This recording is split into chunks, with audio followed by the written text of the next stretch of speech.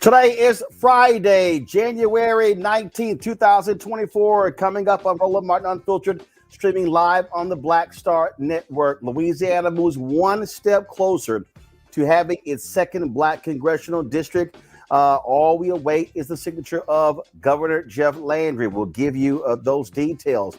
Also, President Joe Biden announces new student loan relief impacting some 74,000 people. And another $5 billion in student loan debt being wiped away. Also, government shutdown has been averted, well, for a short time. And Nimarata Nikki Haley just can't get out of her way.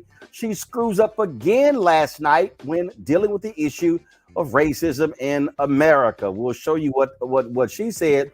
We'll also show you how Charles Barkley just eviscerated Nikki Haley for her answers.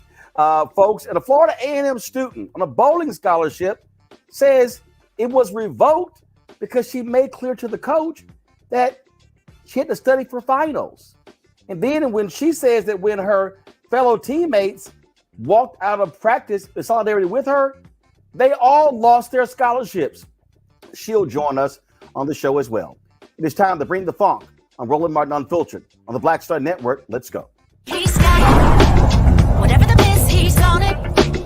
Whatever it is, he's got the scoop, the fact, the find. And when it breaks, he's right on time and it's rolling. Best believe he's knowing. Putting it down from sports to news to politics. With entertainment just for kicks, he's rolling. It's on go, roll, roll, y'all. It's Roland Martin.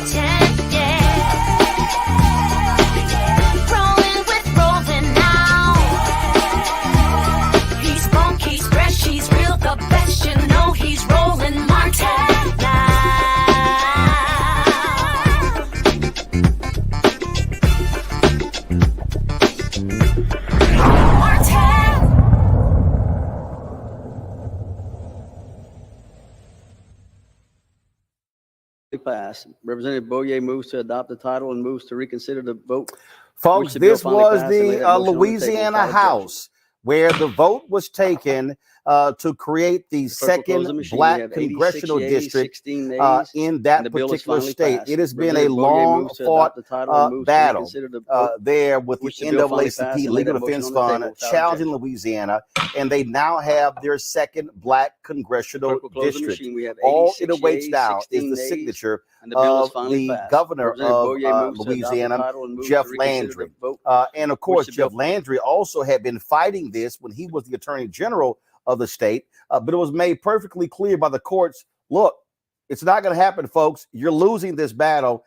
And so you had House Speaker Mike Johnson, who was trying to stop this vote from actually taking place because he knows every single vote counts there in Louisiana when it comes to representation in Congress. Now, here's the deal. This is the map right here, folks. And so what they did was they created a district linking Alexandria, linking Baton Rouge. And so putting this whole thing together. And so you have a 6-person delegation in Louisiana. You now are going to have likely 2 Democrats elected. Congressman Troy Carter, who is from New Orleans. He's the lone African-American, the lone Democrat in the delegation. Well, as a result, they now have to create this second district. This is obviously a major deal. We have seen the exact same thing take place in other parts of the country. We're in Alabama, a second black district is being created as well. And we're still waiting to see what happens in Georgia and Florida. My panel, Michael Imhotep, is the host the African History Network show, joins me out of Detroit. Matt Manning, civil rights attorney, joins me out of Corpus Christi, Texas. And Joe Richardson, civil rights attorney, joining me out of Los Angeles. I want to start with you, Matt, because one of the things that people don't quite understand and why this is really a huge deal as well is that what it requires is, and we might even see a pickup in South Carolina, when black members of Congress accept congressional lines where there are fewer African Americans. So what I mean by that is, and Reverend William Barber just sent me this text, and this was what he said. Black legislators don't need 70 to 80% black districts to win. They can win with 55 to 60. Republicans in some states will promise a few black legislators 70, 75 to 80% black districts to protect them, and they agree with it. It's called stacking, packing, and bleaching. We had to fight black legislators in North Carolina when they did it, when we didn't win in 2010, which is why Republicans ended up with a supermajority. But when we went to court, we proved that the congressional maps approved in pre-clearance review at the time by the Holder Justice Department were in fact racist and a violation of the Voting Rights Act and the 15th Amendment and the 14th Amendment. The judge actually said the maps created unconstitutionally constituted legislature forced him to withdraw when they didn't. When they didn't, the courts redrew our congressional representation, which went from 10-4 Republican Democrat to 7-7, an equal split.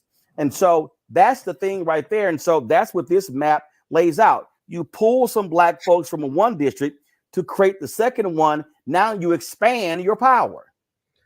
Absolutely. And, you know, you touched on it, but the Voting Rights Act basically enshrines the rights of people to have districts where they basically have a realistic chance of electing someone whom they want to elect. And to your point, I mean, that's what's so insidious about gerrymandering, right? You draw these lines so that you can maximize support in a way that is beneficial to you. But what that does inherently is it cuts out people being able to truly participate in the process. Now, I hadn't heard some of those terms in Reverend Dr. William Barber's text, but it makes sense. And I would imagine that that's happened, you know, since time immemorial, especially since Black people have really been involved in the government in the United States. But some legislators who are accepting ratios that are not, you know, advantageous to the people at large. So I'm glad that the courts did the right thing here. And what's sad about this is, you know, when we talk about voting rights, especially in the wake of Dr. King recognizing Dr. King, earlier this week, you know, I gave a speech about voting rights. And I said, the reality is we think about that as being something years ago. decades ago, but it is still something we're fighting now in order for your ballot to actually count. So in order to have a ballot count, you have to have a legislative district where you have a real chance of electing somebody whom you want to support you. So I'm glad that the courts did the right thing in this instance. I am interested in seeing what Jeff Landry does to try to thwart this. But the reality is this is exactly why we have to be so concerned about what happens with state legislatures, because they're the ones who draw these maps. If they don't draw these maps right, then they cut you out of the process where you get to be involved substantially. Well, the thing here, Joe, again, that's important. The governor had no choice. Look, this thing had gone all the way to the Supreme Court. It got kicked back. They tried to go back to the Fifth Circuit. They tried to get them to review it again. The Fifth Circuit, nope, not going to do it. And the Fifth Circuit is the most conservative circuit court in the country. And even they had to keep telling these white Republicans in Louisiana, just like the other district told, the other circuit told the white Republicans in Alabama, sorry, y'all lost. Y'all lost. You are simply violating the Voting Rights Act. You have to create a second district. They tried everything they could to stop this from happening, and they still lost. Joe, you on mute. Oh, boy. There you go. We're good. We're good. Okay. We're good. Said you violated the Voting Rights Act. Frankly, what's left of it? It ain't what it used to be, right? Because of the section that was allowed to be kicked at a few years ago. But even at that, this was so egregious. You know, and I guess you can't fault them for going for the gusto, as it were, right?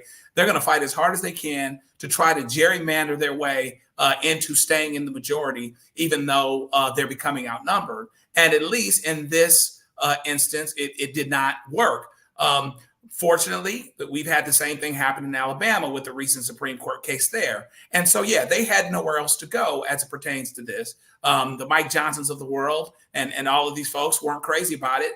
But here's where we are. Even after, to your point, after everything they did, they still lost. And so now we have a opportunity for people that are living in a certain area, in a certain state, Black folks in Louisiana, and there are many of them, to have a representative voice, not just one person that's stacked and packed in this one little district, because they've got to have one, and then we'll gerrymander away from them having any of the others.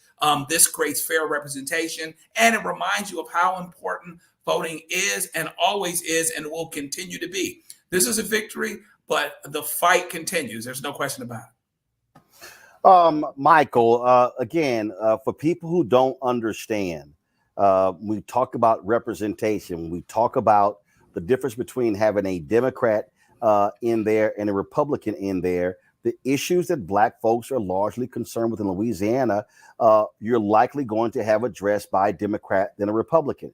This also is huge because when it comes to who controls the House, it may come down to 1 or 2 seats. And then the difference between that is if you have Democrats who are in power, that means that you have Congressional Black Caucus member who are chairs of committee, who have subpoena power, who control the gavel. And I don't think people understand how significant that is. And if Democrats are controlling the House, then you can take another shot at the George Floyd Justice Act. You can take another shot at passing the John Lewis Act. You can begin take shots at passing these things. But as Republicans control the House, none of that stuff is going to take place. Absolutely. And all you have to do is just look at the first year of the 118th Congress with Republicans in control. They only got 27 bills passed and haven't passed the budget yet either. We know that a third continuing resolution was just passed. I think it was yesterday, signed into law today by President Joe Biden. But this is the chaos caucus. This is huge what's taking place in Louisiana. Louisiana is 1/3 African American. We know that the first African American U.S. Senator was Hiram Rhodes Revels out of Louisiana as well.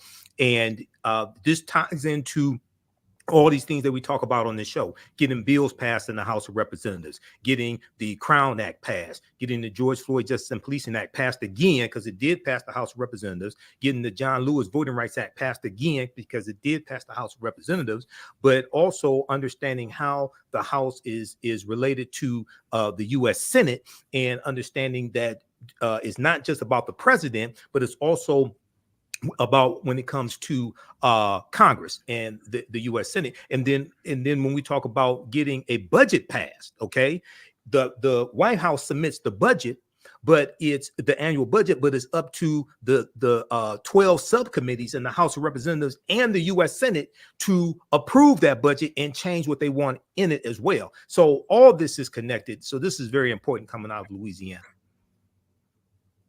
And not only that, this is a huge win, as I said, for the NAACP Legal Defense Fund. They were leading in this here. This is the tweet that Janae Nelson sent out. We did it. Our amazing clients, LDF legal team and co-counsel, along with the Louisiana legislature and leadership of Governor Jeff Landry, got passed a bill creating a second congressional district in the state where Black voters can finally elect a candidate of their choosing. And so that's what you see there. And so, again, big news there coming out of Louisiana. All right, folks, hold tight 1 second. When we come back, we're going to talk about student loan debt relief. President Joe Biden makes another announcement, another 74,000 people having their student loan debt wiped out. And we'll tell you exactly what that entails when we come back right here on Roland Martin Unfiltered on the Black Star Network. Don't forget, folks, support the work that we do. We are out here covering the stuff that other people ignore every single day, speaking to the issues that matter. And so when you support us, you are supporting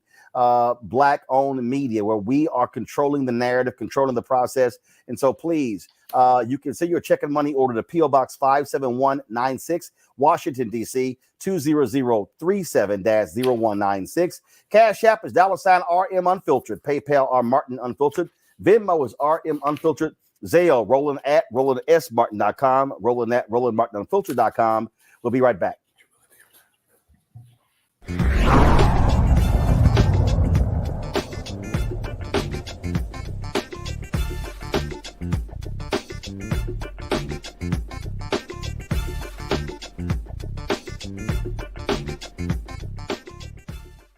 On the next Get Wealthy with me, Deborah Owens, America's Wealth Coach, nurses are the backbone of the healthcare industry, and yet only 7% of them are Black.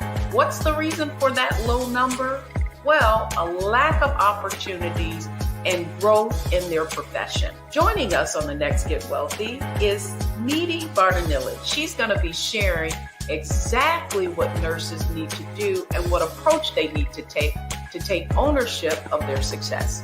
So the Black Nurse Collaborative really spawned from a place and a desire to create opportunities to uplift each other, those of us in the profession, to also look and reach back and create pipelines and opportunities for other nurses like us. That's right here on Get Wealthy, only on Black Star Network. We just have one of the oldest cultures that's desperately needed for mutual salvation. That's the consciousness. We have the keys in our roots to save mankind. We get to see the condition of other countries, other oceans, other cultures. And if we believe in God, a lot of us do, He's telling us if you don't get rid of that stuff that makes somebody superior or inferior and work together for the mutual salvation, everybody's gone.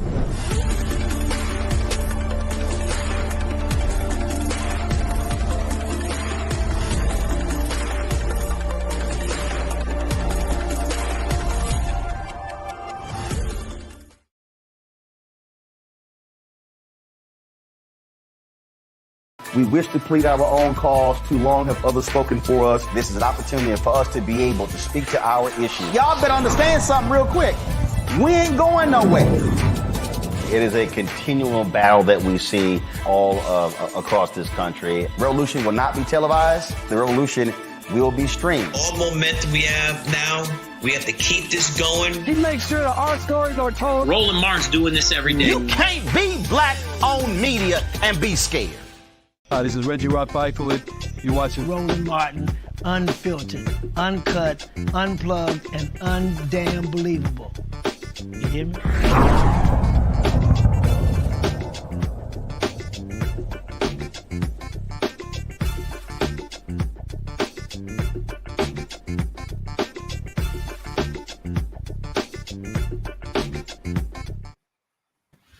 Folks, big news out of the nation's capital. President Joe Biden today announced more student loan debt relief that is coming to this country. This here is the tweet that was posted today. My administration approved debt cancellation for another 74,000 student loan borrowers. This brings the total number of people who have gotten their debt canceled under my administration to more than 7.3 million Americans. And in this particular round here is really a lot of public workers, individuals who have been working for the public, and they're having their loans forgiven. And so when you talk about out of the 74,000, some 44,000 fit that category. This was and so we're talking about some $5 billion.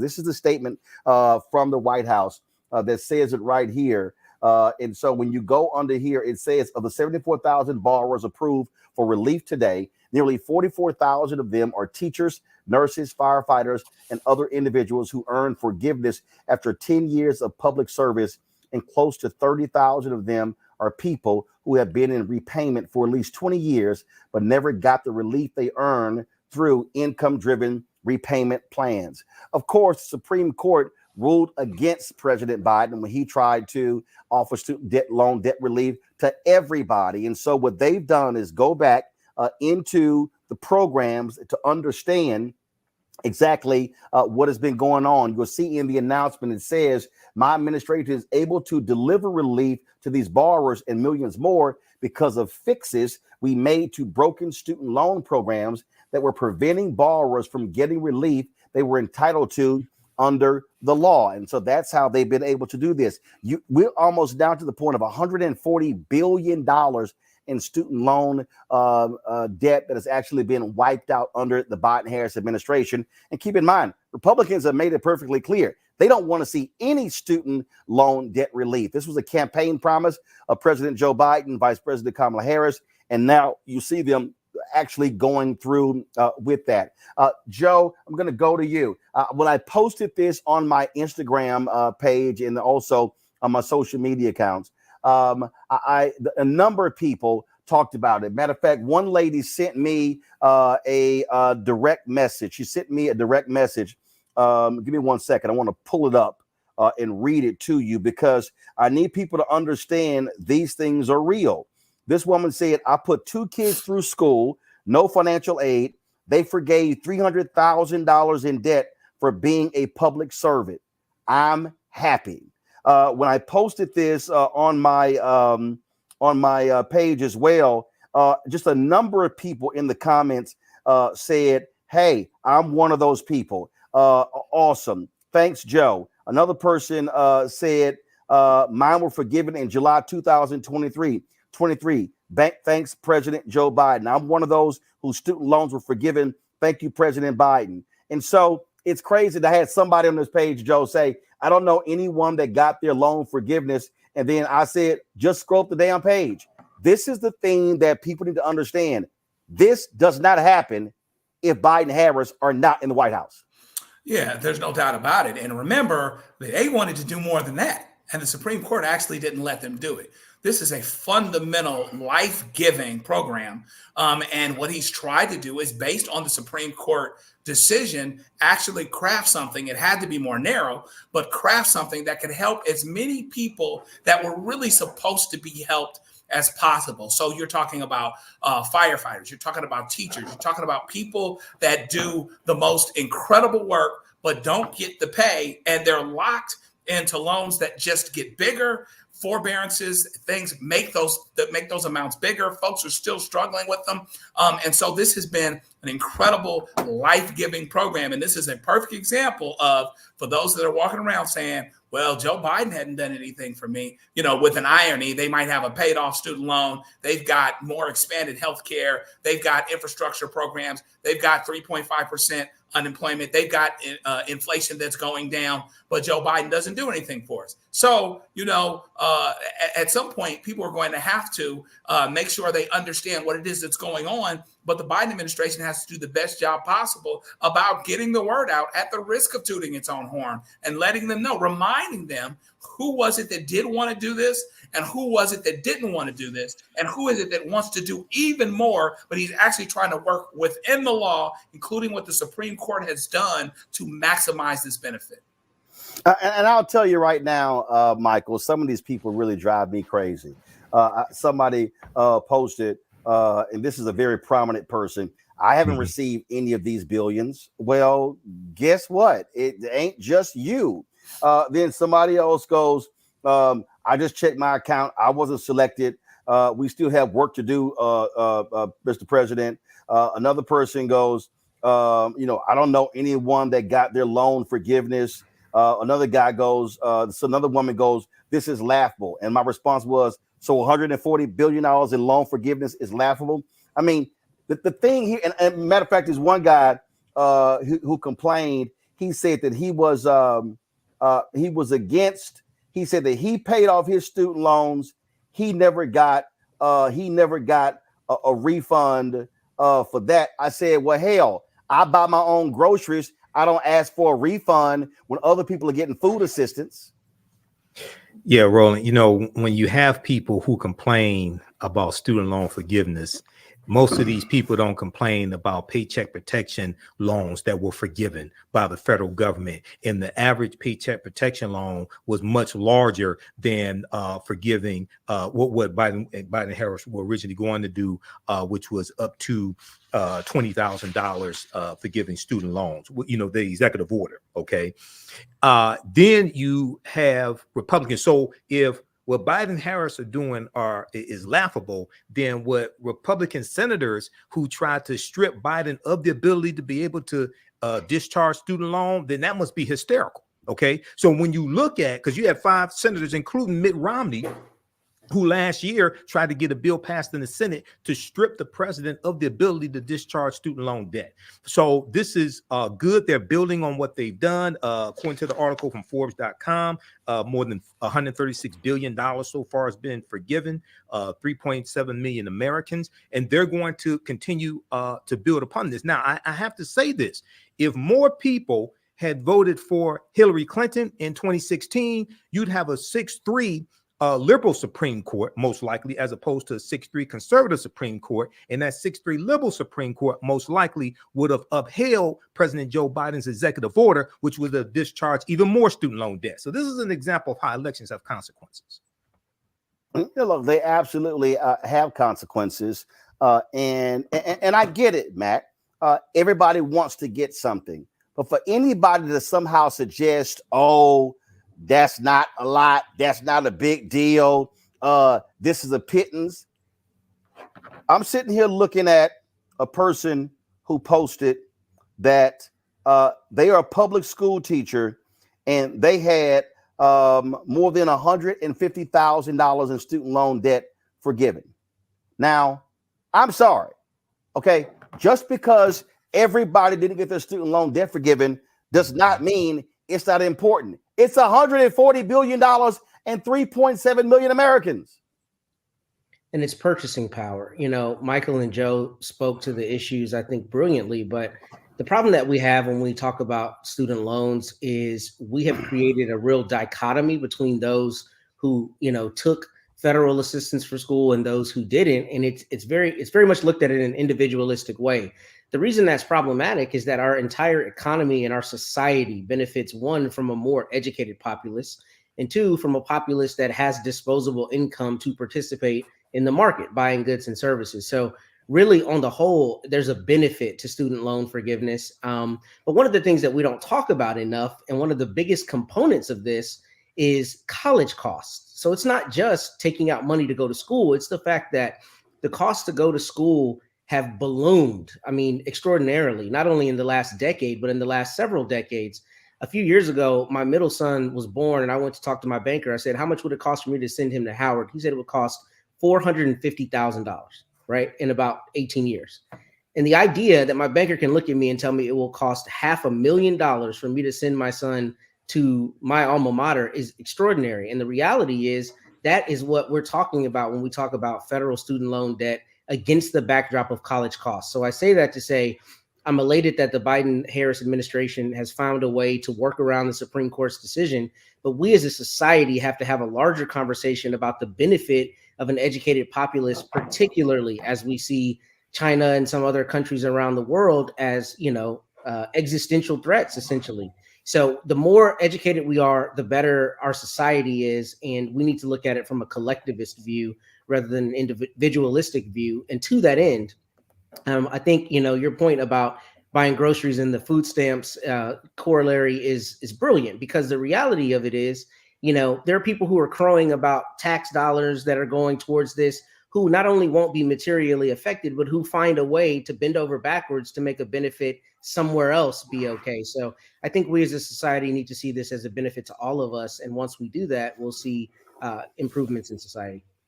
And people need to understand the cost of college, the cost of a college education, that is determined on the state level. When we talk about public institutions, not private colleges, we also need to recognize, like, for all these people who love running their mouths, I need them to understand that wasn't always the case. And if you want to blame somebody who killed free college, did I just say that? Yes, folks, there are people who grew up in this country who lived in California and New York State and other places where they went to college for free. Guess who was the person who said, nah, we can't have that? It was Ronald Reagan. That's right. One of the advisors for Ronald Reagan, they said, if we allow there to be free college, we're going to have an educated proletariat. They didn't want that, folks. They did not want an educated populace. You see it right here. You will see it right here. Okay. In 1970, Ronald Reagan was running for re-election as governor of California. He had first won in 1966 with confrontational rhetoric towards the University of California public college system and executed confrontational policies when in office. In May of 1970, Reagan had shut down all 28 UC and Cal State campuses in the midst of student protests against the Vietnam War.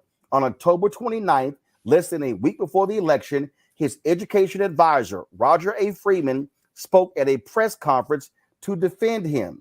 And when you look at this here, this is what Roger Freeman said. He said, point blank, he said that we are in danger of producing an educated proletariat that's dynamite. We have to be selective on who we allow to go through higher education. If not, we will have a large number of highly trained and unemployed people. And you saw, it says right here, the two most menacing institutional sources of the danger described by Freeman were obviously those two great public university systems charging no tuition, the University of California and the City University of New York. Reagan wiped out free tuition at those universities in California. And what then began to happen, we then begin to see, Michael, Joe, and Matt, we begin to see all of a sudden state legislatures begin to make cuts to higher education. As a result, universities then begin to say, we got to raise tuition. It also then became very similar, Michael, to the pharmaceutical industry.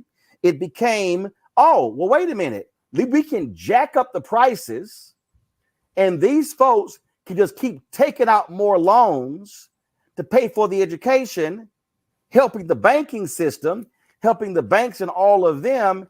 And that's how you got to the point of where we are now with education being sky high, where even at public universities, it's costing $15,000, $18,000, $20,000 a year to get an education. Yeah, Roland, I read that article from The Intercept when it came out, and not just, I don't think people really understand, or some people really don't understand how devastating, how detrimental to America the Ronald Reagan administration was, the 2 years of Reagan.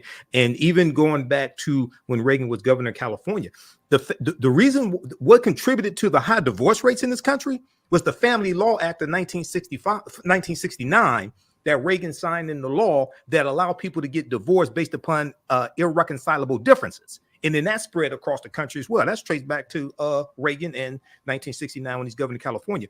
But something else happened very important in the Reagan administration, first term of the Reagan administration.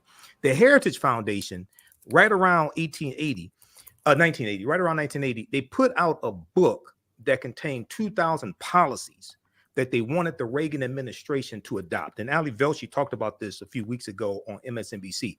The Reagan administration adopted 60% of those policies in the first term around Reagan. Well, the Heritage Foundation is running the same play called Project 2025, and they're putting out policies, as well as allies of Trump, putting out policies that they want a possible Trump administration to adopt in 2025. So we got to research this. All this is in the history, and all this turns on the vote. This is why voting is so important. Okay, so people have to go research this. I hope everybody goes and reads that article that you just showed. I mean, look, the bottom line here, Joe, is you have to always, and I'm a firm believer in this, you got to go back to how we got to this point. And too often that's not what we want to do. It's like, well, I don't know what happened here.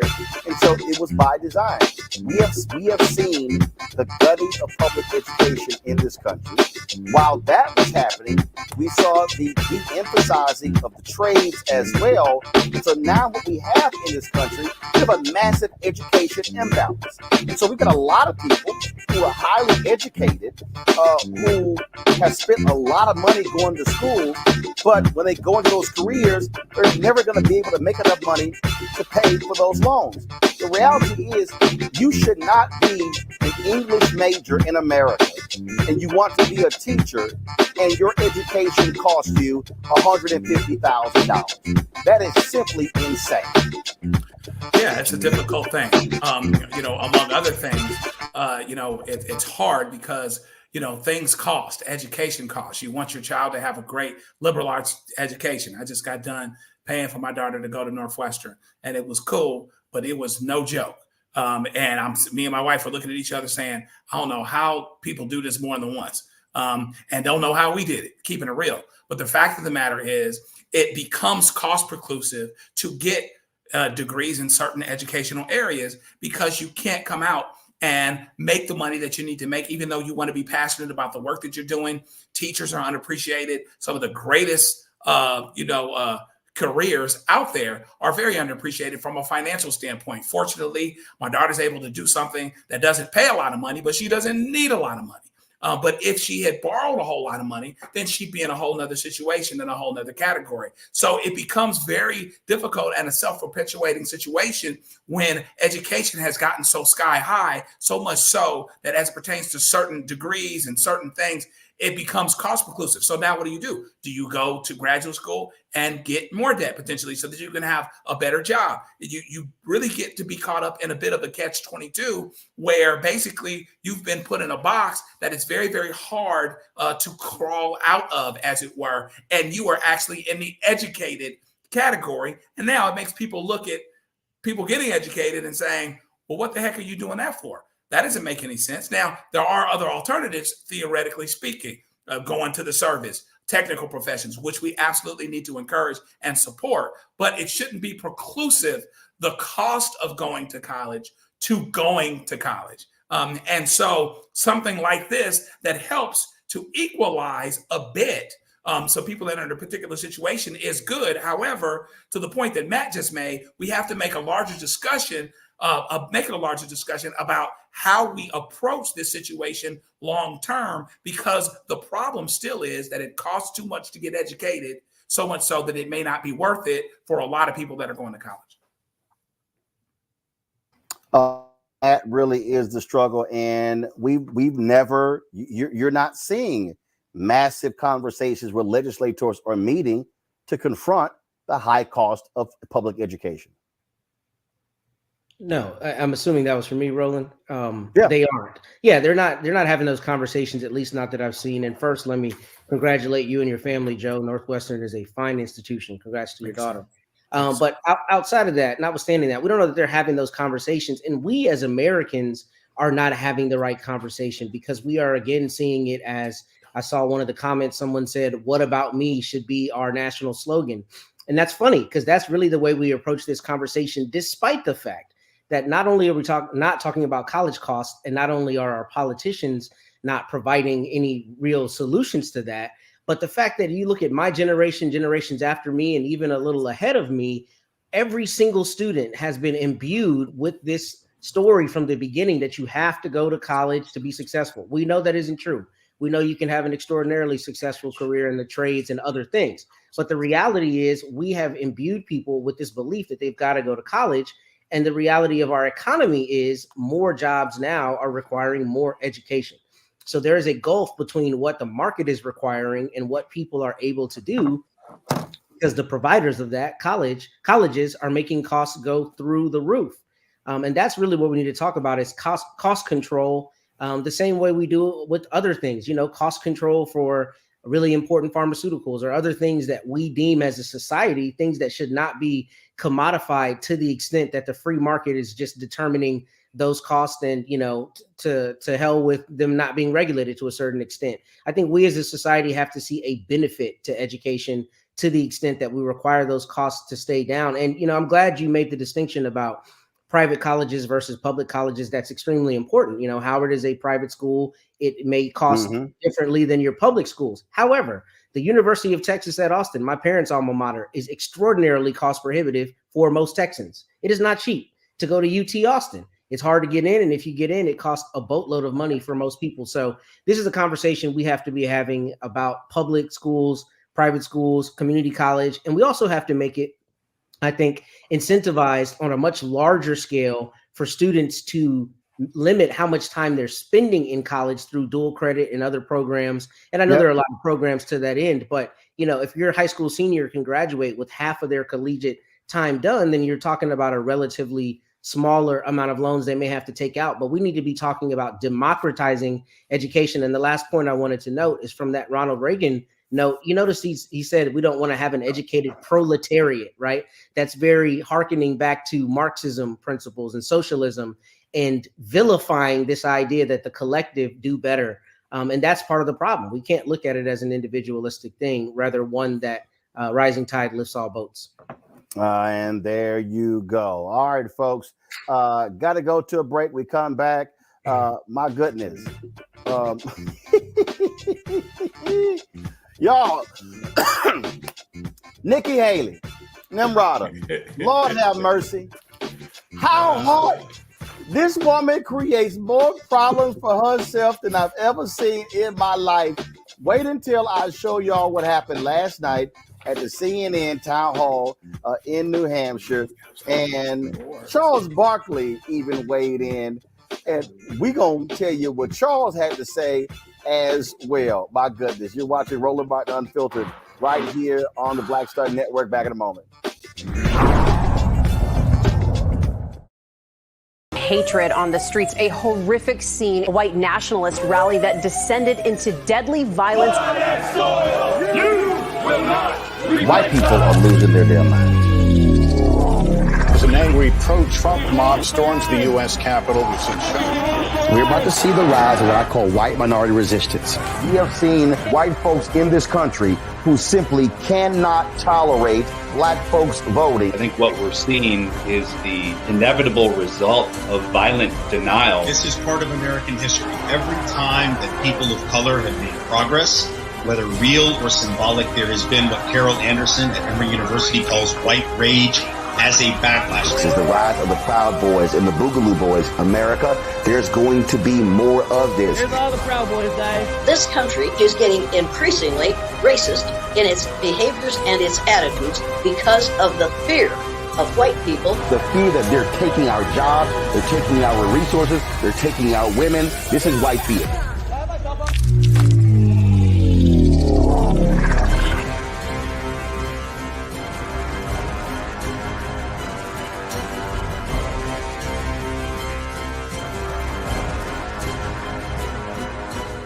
My name is Lena Charles, and I'm from Opelousas, Louisiana.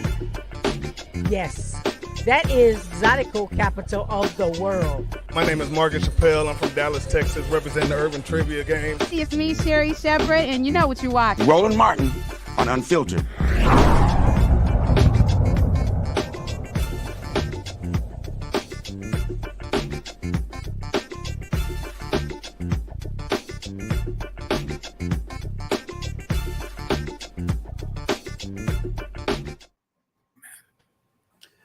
All right, fam. Nimarata Nikki Haley cannot get out of her own way. Lord, she don't know how to answer these questions when it comes to racism in America.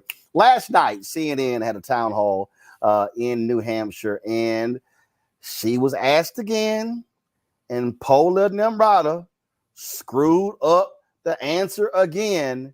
I swear, I like this ain't that hard, but she making this thing hard. All right, y'all, check this out.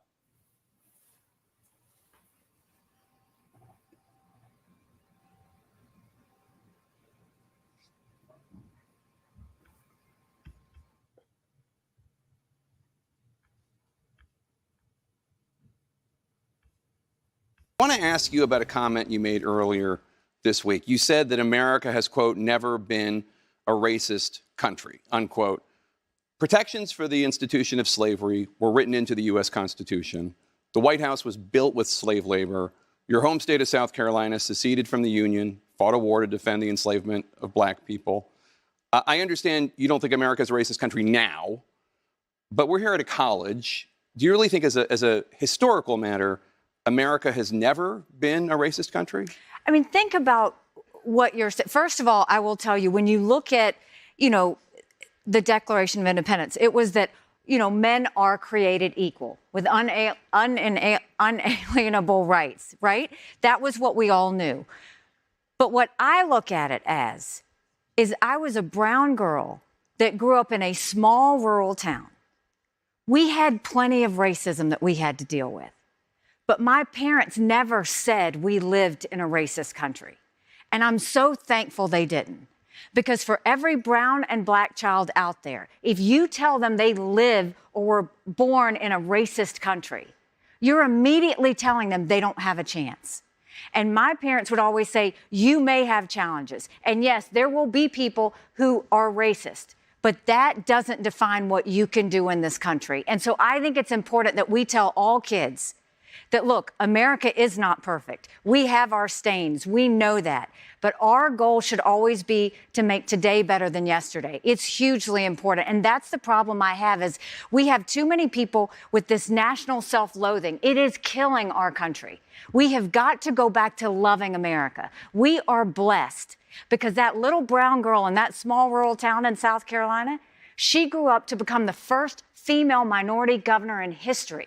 She then went on to be UN ambassador, and now she's running for president of the United States. I want every brown and black child to see that and say, no, I don't live in a country that was formed on racism. I live in a country where they wanted all people to be equal and to make sure that they had life, liberty, and the pursuit of happiness. Okay, but just to push back a bit, because I was a history major in New Hampshire, you're talking about the ideals of America. But America was founded institutionally on many racist precepts, including slavery. But when you look at said all men are created equal, I think the intent was to do the right thing. Now, did they have to go fix it along the way? Yes, but I don't think the intent was ever that we were going to be a racist country. The intent was everybody was going to be created equally. And as we went through time, they fixed the things that were not all men are created equal. They made sure women became equal too. All of these things happened over time. But I refuse to believe that the premise of when they formed our country was based on the fact that it was a racist country to start with. I refuse to believe that. I have to know in my heart and in everybody's heart that we live in the best country in the world, and we are a work in progress, and we've got a long way to go to fix all of our little kinks. But I truly believe our founding fathers had the best of intentions when they started, and we fixed it along the way, and we should always look at it that way. Where did she go to school? Okay, but before I weigh in, before I weigh in, the night before, Charles Barkley, he's on the show with Gayle King called King Charles. Barkley spoke about Nimarata Nikki Haley. Brian, we've never been a racist country. Our goal is to make sure that today is better than yesterday.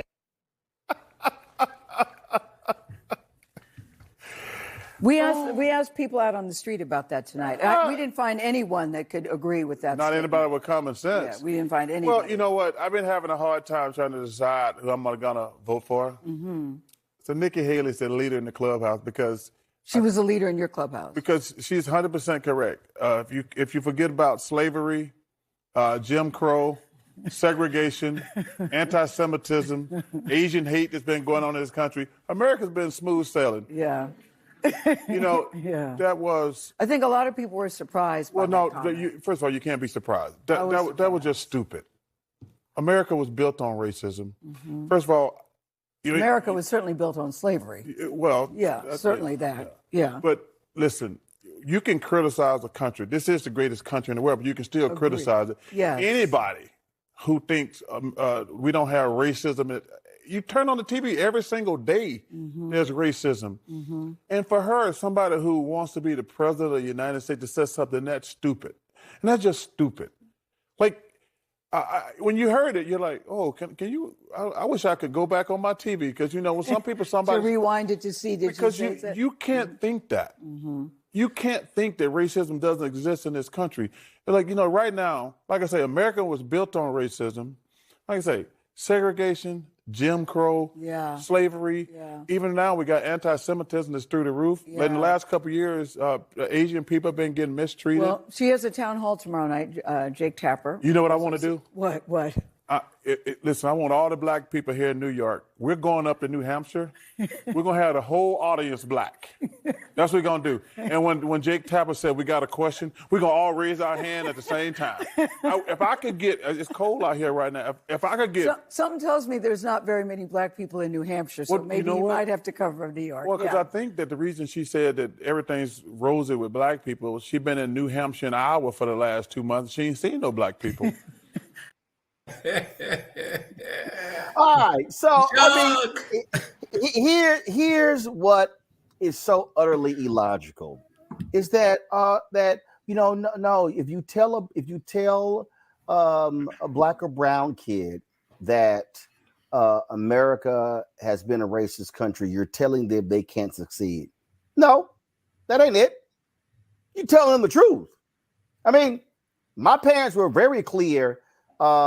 And as I studied American history, what this nation was, that didn't mean I can't succeed. That didn't mean, oh, my life is over. But what it meant was I better have an understanding of the reality. And as I then went through, matriculated through life, guess what? I encountered racism.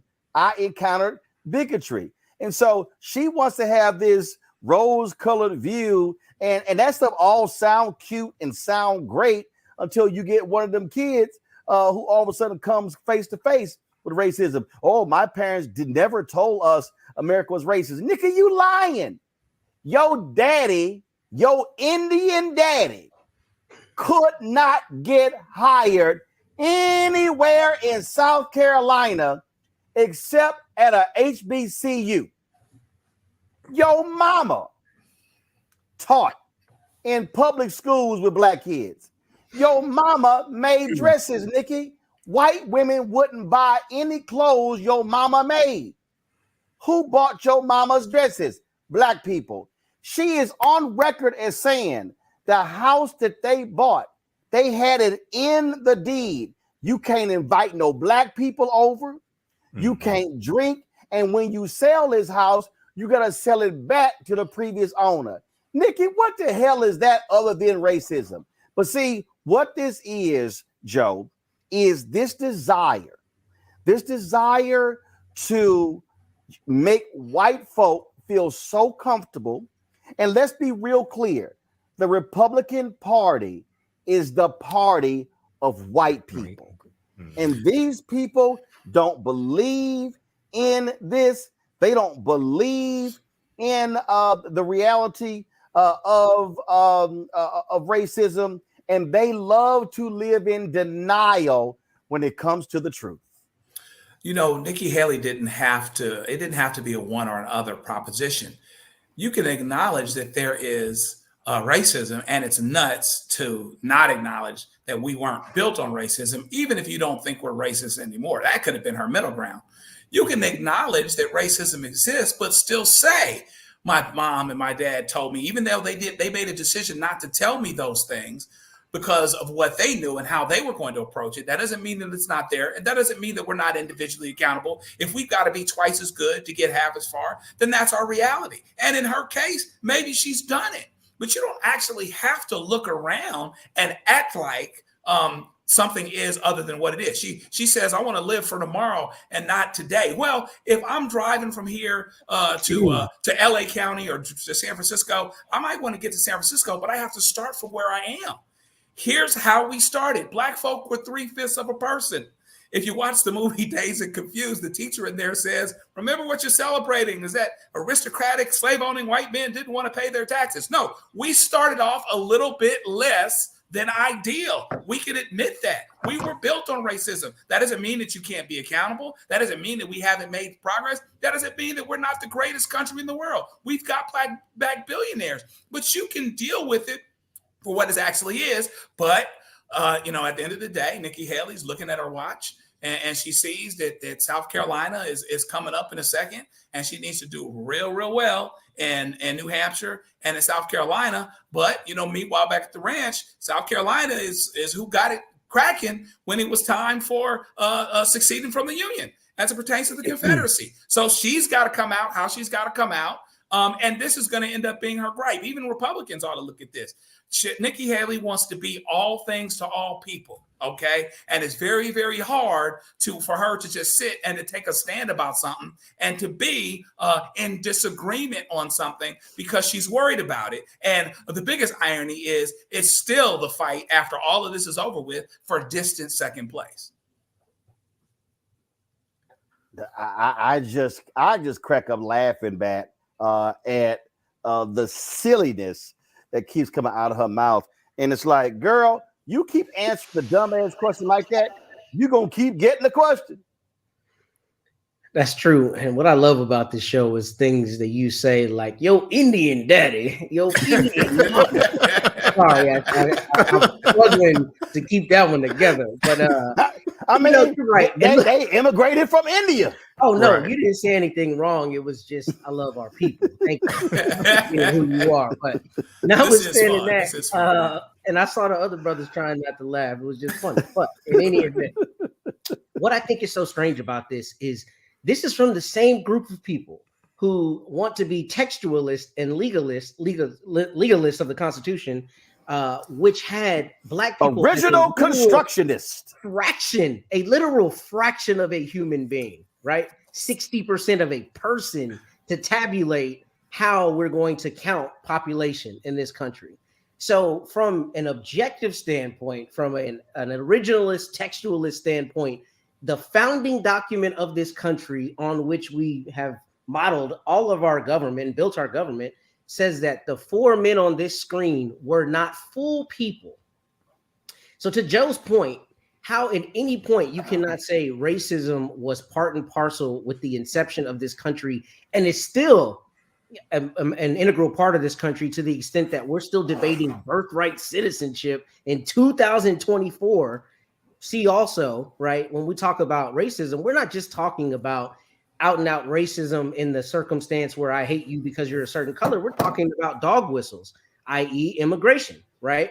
So this is a racist country. We all know that. And I think there is a way to address that and pander to white people, which is what Nikki Haley's intending to do. But you suspend disbelief and you suspend all logic when you don't call a spade a spade. And the reality is this is a racist country.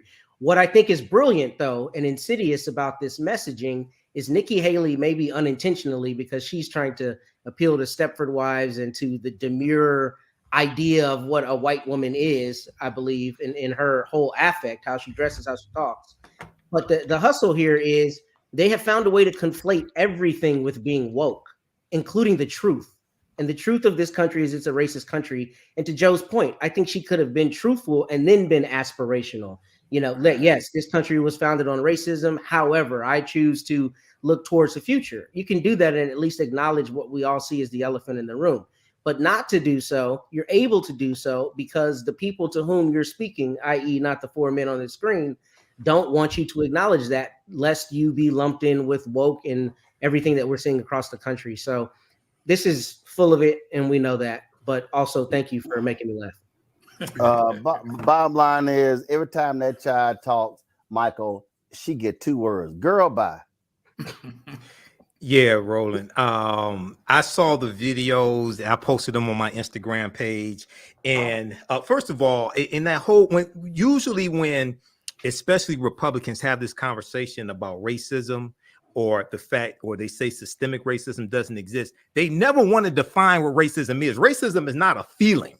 Racism is not people not liking you. That's bigotry. Racism is a system of advantage and privilege distributed based upon a race, which comes out of the ideology of European white supremacy. That's what racism is. Racism is a power structure. The reason why Republicans, especially Black Republicans, won't admit that racism or systemic racism exists is because they have absolutely no policies to deal with it.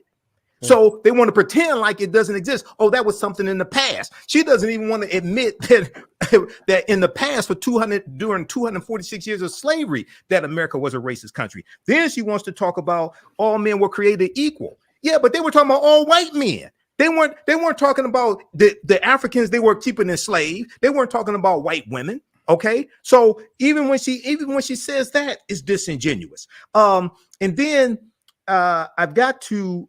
Also, I encourage people, when we talk about Article 1, Section 2, Clause 3 of the U.S. Constitution, was known as the Three-Fifths Compromise of 1787 that was debated at the Philadelphia Convention of 1787. I encourage people to read this article from theroot.com called Three-Fifths Clause, Why Its Taint Persists. It's by historian Paul Finkelman, who I've interviewed on the African History Network show, which goes deep into a deeper understanding of that Three-Fifths Clause and the debate that was taking place, because the South wanted the full population of enslaved Africans counted. The northern colonies or states were saying, wait a second, if you count the full population, that's going to give you total dominance in the House of Representatives. So some were saying, let's count 50% of the population of enslaved Africans. Others were saying, let's count 3/4. Okay, they compromised and said 3/5 because the South wanted 100% counted because they wanted full dominance. So we need to go back and really study the history and what that debate was about. From one doctor to the next. Well, did they even send my lab work? Wait, was I supposed? Requires people. Hey fam, I want you to like, share, and subscribe to our YouTube channel, youtube.com/. And I want to remind people of something. And while we were talking, I was sitting here looking at that. I just want to remind people of this. And let me set it up. One of the first, when you talk about whenever Nikki Haley run her mouth, and all these fools who say they for Trump, like today, Senator Tim Scott, he endorsed Trump. When Donald Trump was elected, one of the first bills that they took up was the repeal of discrimination in car lending. It was one of the first. I'm talking about when he became president and they control the House. It was one of the first bills they took up. Out of all the stuff you can take up, they wanted to overturn an Obama administration rule when it came to ending discrimination in auto lending.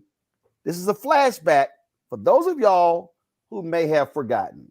That we're making America great every day in every way. And the best way to do that is to stop talking about discrimination and start talking about the nation. We're coming together as a people in spite of what you say.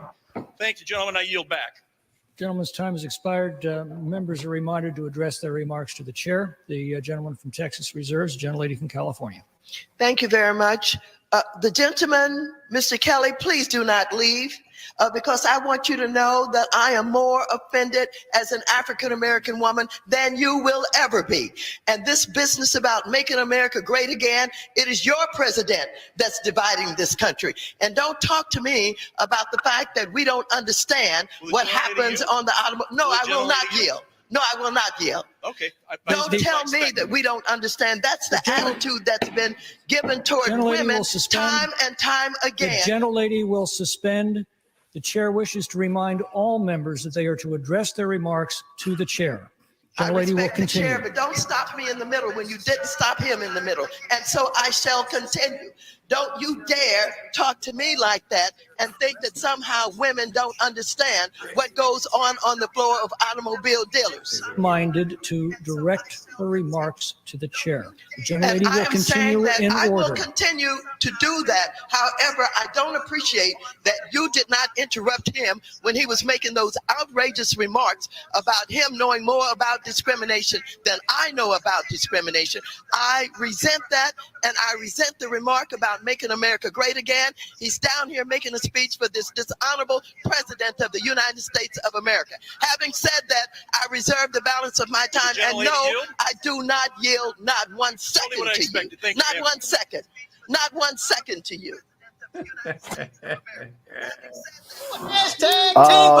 That was again. So for all these people who are like, oh, those things are so long ago. We just witnessed that was 2017, and the Republicans wanted to get rid of those provisions. And what I mean by that is that block the white dude said he understood discrimination. In Carlinden.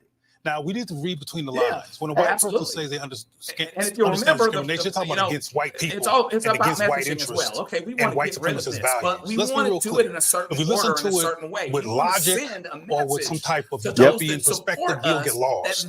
He means discriminating against us because our numbers are dwindling and we don't want to lose power. But Auntie had something for him, didn't she? That's my congresswoman.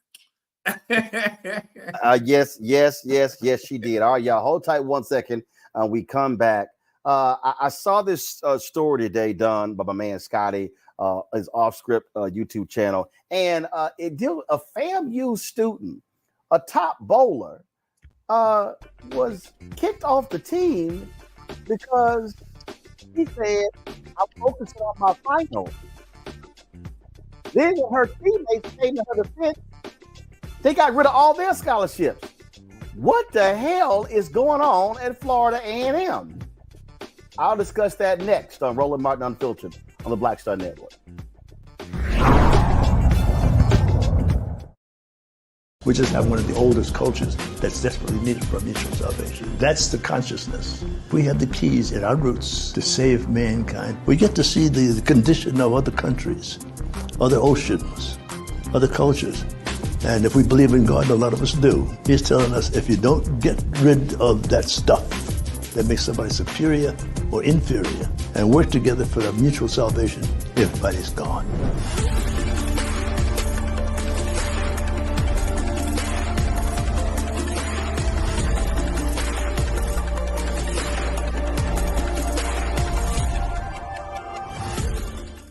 On a next, A Balanced Life with me, Dr. Jackie, we talk about a hard, cold fact. Not all healthcare is created equal in this country, especially if you're a person of color. So many of us, Black families, we rely upon each other heavily. A lot of us aren't necessarily sure how to best communicate with our healthcare providers. How to take charge and balance the scales. Your life may depend on it. That's next on A Balanced Life on Black Star Network. Next on The Frequency, we're talking about racism. My guest, Danica Moore, comes on to discuss her fight against racism that she and her daughter face. The thing about racism, you can't outrun it. You can't control it. You can't predict when it's going to happen to you or your seed. She's also going to give us solutions on how to handle the situation. That's here on The Frequency on the Black Star Network.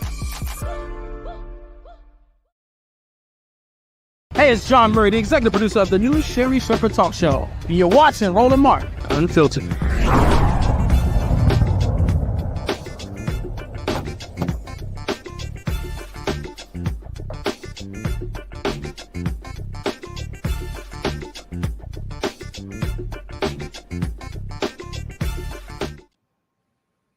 All right, folks, there are always different stories that will catch my eye, and then I'll be like, what the hell is going on? And so earlier today, I was watching my man Scotty on his off-script TV, watching his YouTube channel, and he was talking about all the different things that are going at Florida A&M University.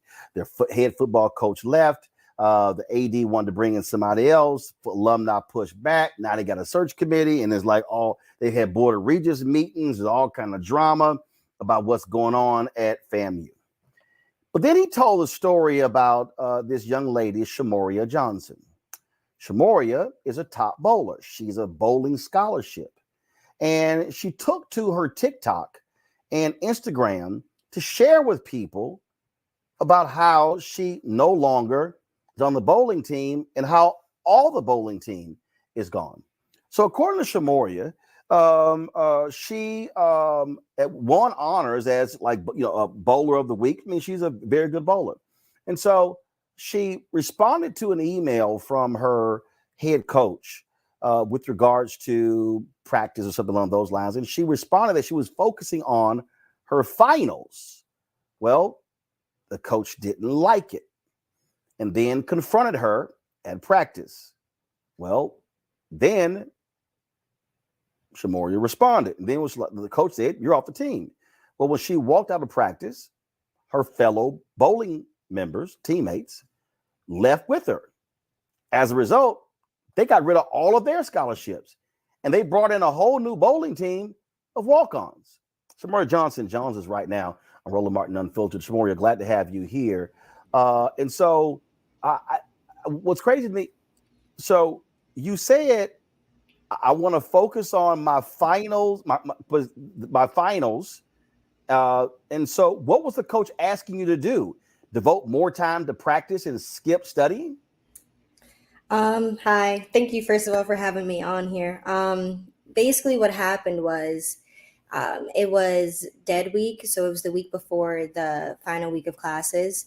We'd come back from Thanksgiving break vacation, and typically how it goes in the previous years with our previous coaches, we would have dead week and finals week off so that we could focus on studying for our final assignments and final projects.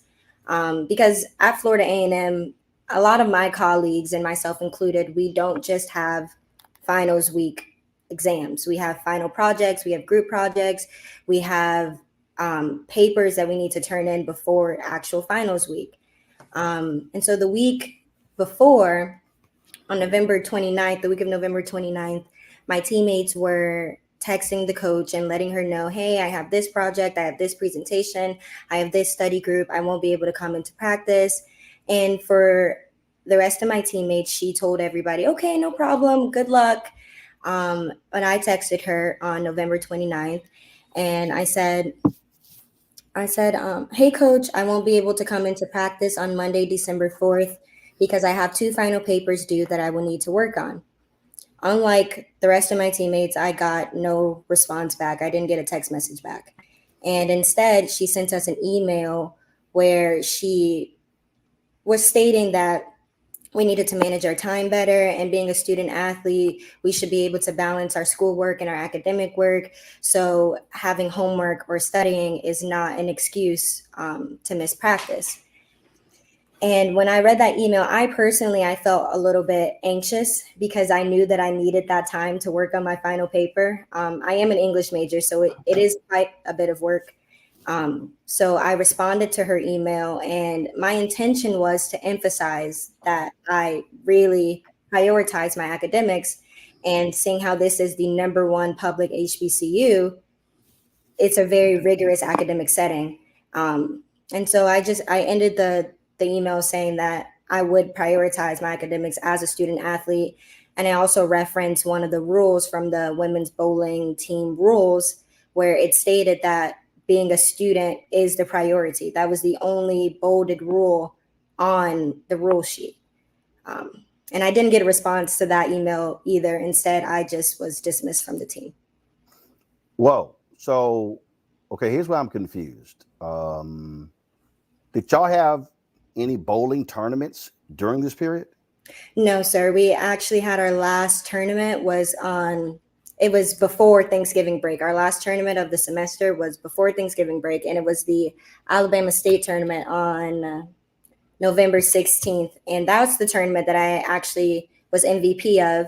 I came in first place overall individually in that tournament. And that also allowed me to get SWAC Bowler of the Week.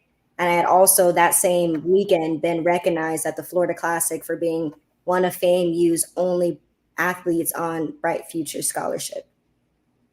Okay. And so you've got finals coming up. And it's not like you are neglecting practicing your craft. Your deal is, hey, I gotta take care of my academic business or I can't bowl. So it's sort of useless saying, hey, I gotta come to all these practices. And first of all, how many practices a week are we talking about? We practice Monday, Wednesday, Friday, with weight training on Tuesdays and Thursdays. And we were supposed to practice on Saturdays and Sundays as well.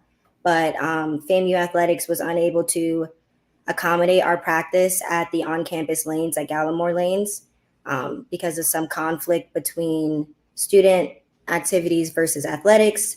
They wanted us to travel into the city to practice on Saturdays and Sundays, but our coach was unable or unwilling to provide transportation. And that is something that should be provided if we're traveling and practicing off campus. So, okay. So what you said is, hey, I can't make it to practice on Monday because I have 2 papers due. You didn't say, I'm not going to show up to weight training on Tuesday. I'm not going to show up to practice on Wednesday. I'm not going to show up to weight training on Thursday or practice on a Friday. I need Monday to finish my papers. Right. That's what I said. And I admittedly, I was really nervous about asking for that day off because I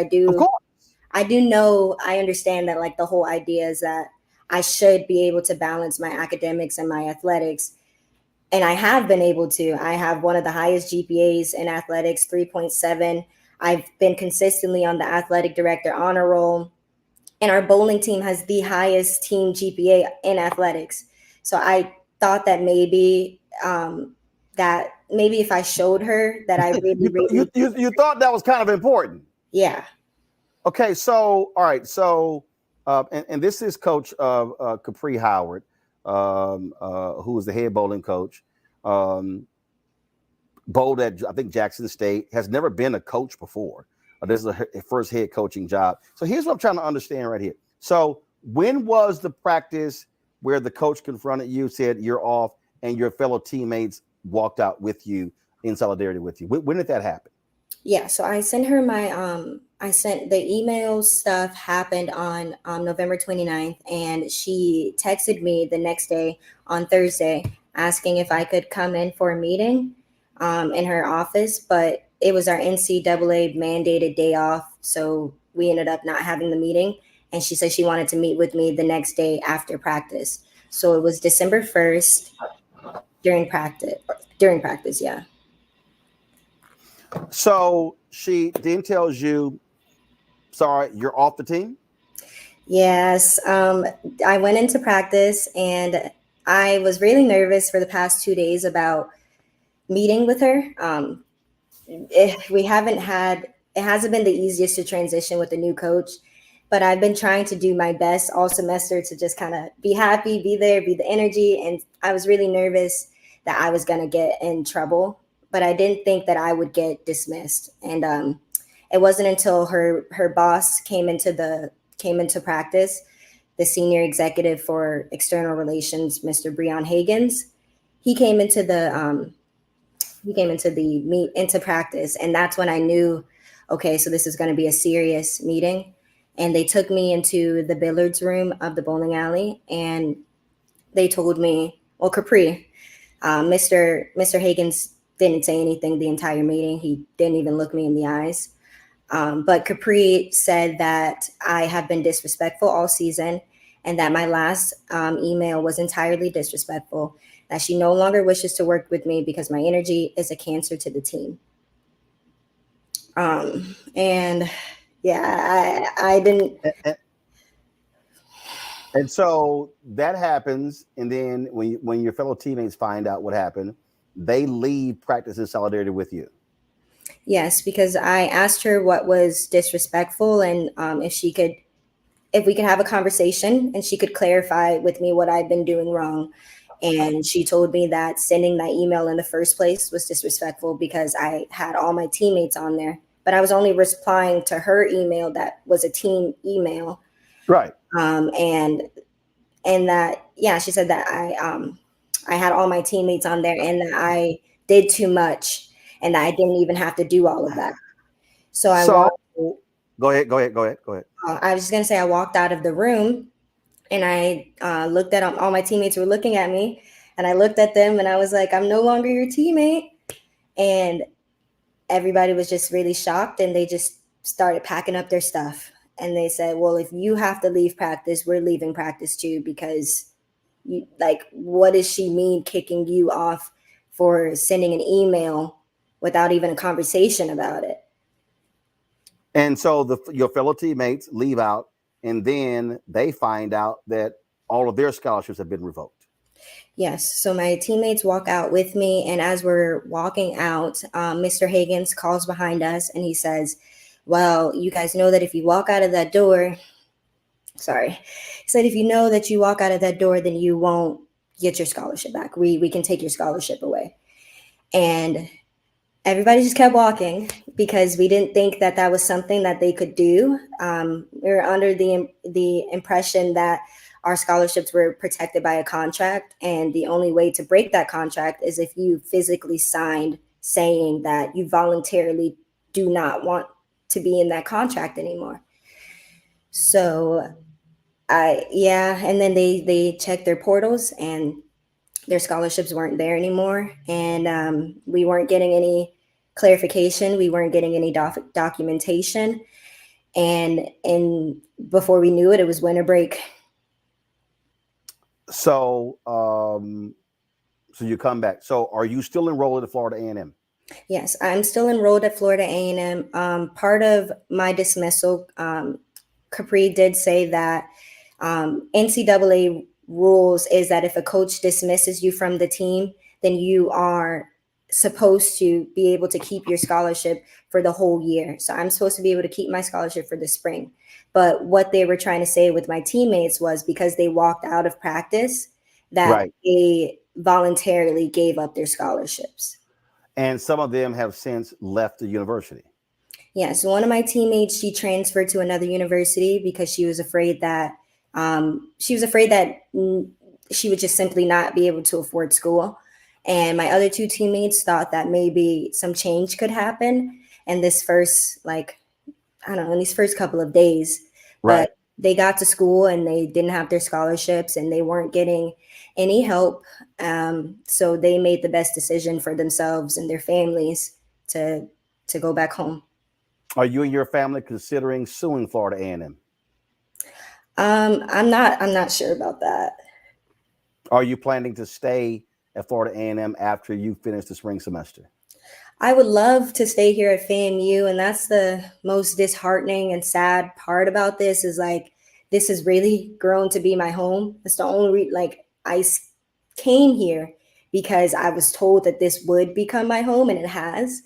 And in the English department, I love my professors. I love my peers. I'm in organizations, and I feel stabbed in the chest because it feels like I have to make a decision on if I'm going to stay here and not have my voice be heard, or if I'm going to go somewhere else and continue my career. And do you still want to bowl? I do still want to bowl, but I understand that Coach Howard, she specifically said to me that she does not want to work with me. So I'm not going to put myself into a position. So I'm confused. So she doesn't want to work with her number one bowler. Yes. Gotcha. I did reach out to Florida A&M. I called the athletic department. I left a message for their head of communications. Have not heard back from anybody. I called about 5.5 hours ago, so there's ample time for them to get back to me. And so I would love for Florida A&M to respond so they can explain what happened here. Because now, last question for you. She said you were a Cancer. Did the two of you have any run-ins during the year? Did she write you up? Did she document any issues the two of you had in this semester? I believe what she was referring to as me as a cancer to the team is that I'm very outspoken. I've been taught from a young age that my voice matters and my opinion matters, and it will not be heard unless I use it. And I'm also been taught that people can take advantage of you if you do not use your voice. And throughout the semester, there have been a variety of incidents that has occurred throughout our teams that has been concerning from me and my teammates and our parents, that have been going unaddressed by the athletic department and by Coach Howard herself.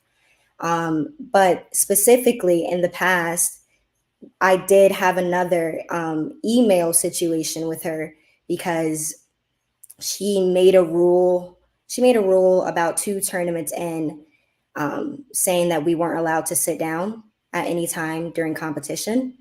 And if many of you guys aren't aware of collegiate bowling, our competitions are about 8 hours long, and we don't get any official breaks in between. We get 3 minutes of transition time in between match play.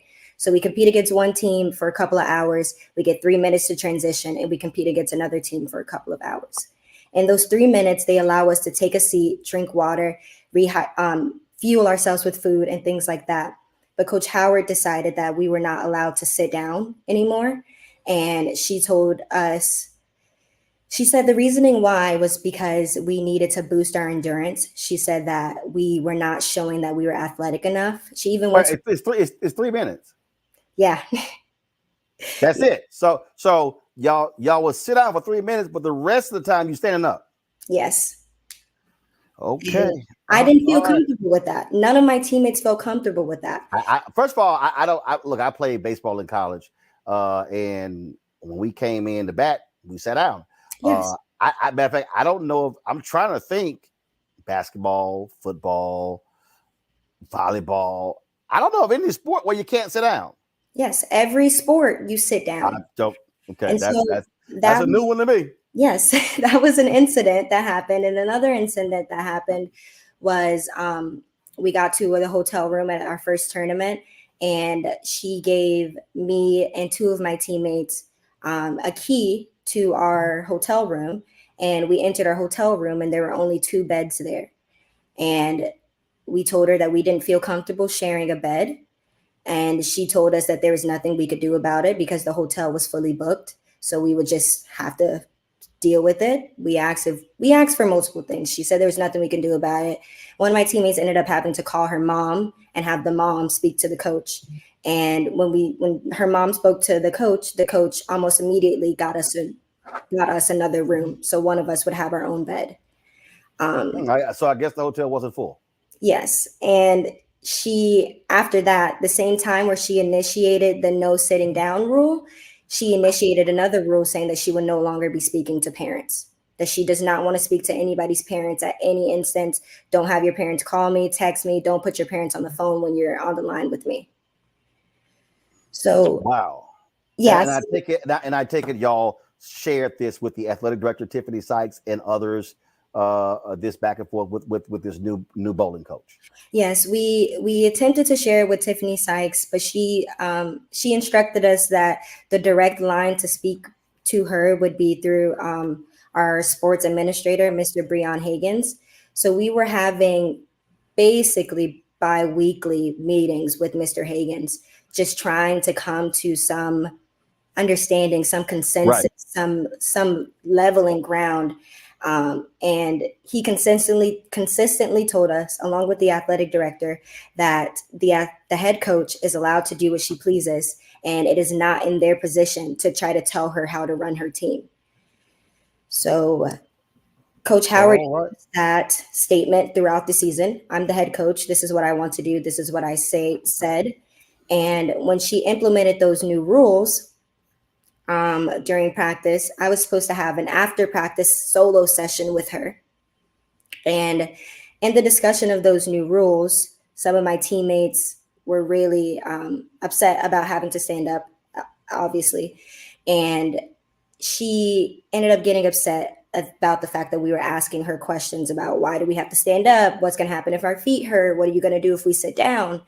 And she actually stormed out of my practice session. So the head coach stormed out? Yes, she stormed out of my practice session, and I ended up packing up my stuff and leaving because I was like, okay, it's been about 30 minutes. I texted her and she didn't respond. So I just packed up my stuff because I was like, okay, I guess she doesn't want to practice with me. So this, I guess, is the previous incident that I have had with her personally. And we did have an email situation about that too, because she sent in the emails saying these are the new rules. If the disrespect continues, then there will be consequences. So I asked her if she could clarify what was the disrespect and what are the consequences. Are they still the same from the rules that we signed? And in the rules we signed, the order of consequences would be a written warning, study hall, meeting with the coach, and then dismissal. Got it. So well, Shamoria, all that's unfortunate. Please keep us abreast of what happens, and I would love to hear Florida A&M respond to the things that you've laid out. Good luck in your studies, and let us know what happens. Thank you. Thank you so much for having me here. Appreciate it. Thanks a lot. And again, I want to thank my man Scotty for talking about this on his show. That's why I first saw it. Folks, this here is the announcement of the head coach being hired. And this is interesting right here for me. I'm just reading the press release here, Matt. The head coach graduated from Jackson State, was on the bowling team there from 2017 to 2021, was an four-time All-SWAC member. Played a crucial role in the team's success with 3 SWAC championship appearances. After that, she pursued her master's in digital media from Valparaiso University and is supposed to graduate in May of 2024. Matt, she's never been a coach before. And listen, I'm just laying out what here. I'm not taking anybody's side, but I'm sorry, you've never been an assistant coach. You've never worked in a coaching capacity. To be the head coach is a different requirement. And so what you heard there, just what do you make of what you heard?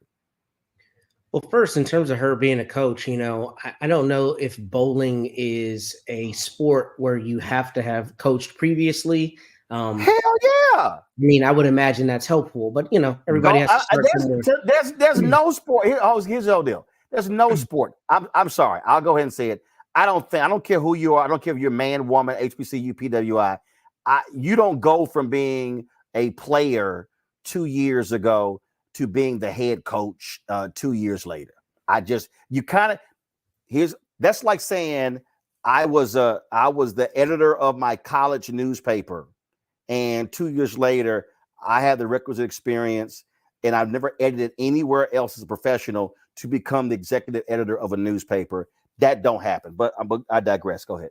No, you could be right. And I'm saying I don't know the individual nature of bowling and if it's any different there. But notwithstanding that, I don't understand why the coach would do this. I mean, clearly there's a lot that we don't know, and I have to reserve some judgment not knowing all of the evidence. However, as she was talking to you, I remembered a bill and I looked it up, and Cory Booker actually introduced a bill a couple Congresses ago about a college student's Bill of Rights. And one of the things that was in there is exactly what I was thinking, is that, college students under that law, if it had been passed, would have had protection from retaliation for prioritizing coursework. And what I don't think makes any sense in this case is, one, for the coach to tell the other players, hey, it's okay if you can't come to practice, handle your studies. And then this one student, and I think you asked her some questions that I was thinking brilliantly, is, this one student asked, and then she has a completely different paradigm for her. That belies, obviously, that there was some kind of issue there between them, and there's an issue with fairness. But I mean, FAMU, from a legal perspective, I think may have some serious issues, particularly if there's demonstrated evidence that the football team or whomever else, when they're in a dead week or in comparable circumstances, especially in the gender context, right, are getting accommodations that she did not get. But the larger issue is, if this is off season or they're not in the midst of their season, and this young woman who has a 3.7 GPA, which is extremely hard to do as any student, let alone a student athlete, is prioritizing her coursework, and we're not in the middle of the season, it just seems to me to be creating a problem that doesn't exist for the coach. Even if her and the coach have friction, it seems like the coach is creating a potential legal issue for the school, particularly because she had a scholarship, she's high performing, and this is evidence of animus for her rather than some bona fide reason that she had to be at practice rather than, doing her coursework. So to me, it's asinine. I don't know why the coach would do this, but I think there may be a legal issue for FAMU there. Joe reminds me of when the Grambling head volleyball coach came in and said there was friction with the players, got rid of all of them. There was a huge uproar. The story went national, and that Grambling coach eventually got fired. And again, I mean, I would love to hear from the university what happened here. Look, let's be perfectly clear, and we've all been there. There are differences with coaches all the time, but I'm sorry, that's your best player on the team, and the person says, "Hey, I got 2 papers due. I gotta finish those papers." I'm sorry, not only that. The coach, she ain't even got her master's yet. She in school. Right. I mean, yeah. So you prioritize. I'm sorry, it's bowling. Okay, it's not. I'm not dissing bowlers, but what I'm saying here is this is not like, oh, we're playing in the national championship football game for $100 million. Or we're playing in March Madness where our school might earn $2 to $3 million. Okay, so if you're a coach, I'm sorry, you prioritize the academics of your students, especially if your team has the highest GPA of all athletic programs in the department, if what she said is true. Well, there's a couple of interesting things that happens here. The Bible says the gifts and the callings of God are without repentance, which means that, you can't be apologetic about the gifts that you get or that you use them. And so she has a gift. She has a gift of leadership, and it lets you know that the whole team followed her. So here's what I know right now. If I'm standing here somewhere, I'm dealing with this, somebody calls me, puts me on Roland Martin, puts me on blast. All I know is that before I hired this woman, I had a bowling team. And now I don't. All of them is gone. Not the one who was just the one who was the leader, who I didn't want those other ones that I didn't respect as much to follow. Not just her. All of them are gone. We don't have a team now. And yeah, to your point, it's not March Madness. It's not the Rose Bowl. It's not $100 million. They're not building stadiums or anything. However, it's incredible that this young woman does not get to prioritize academics like the others did. To Matt's point, she seems to be treating her different than she's treating others. And there's some people out there that don't like being questioned as it pertains to their authority. And this woman sounds like she might be jealous. She's certainly insecure, for sure, okay? And she's found a way to lose the entire team. For that reason only, she could be fantastic. She could be Jesus or right next to him. But I could not have her on that team because I couldn't have her as the coach of that team because the whole team is gone. That's just the fact. And anytime you can't prioritize academics because of what amounted to a personal grudge by someone who's incredibly smart, but also leadership oriented, so she will lose her voice. And now FAMU doesn't have a team anymore because of that.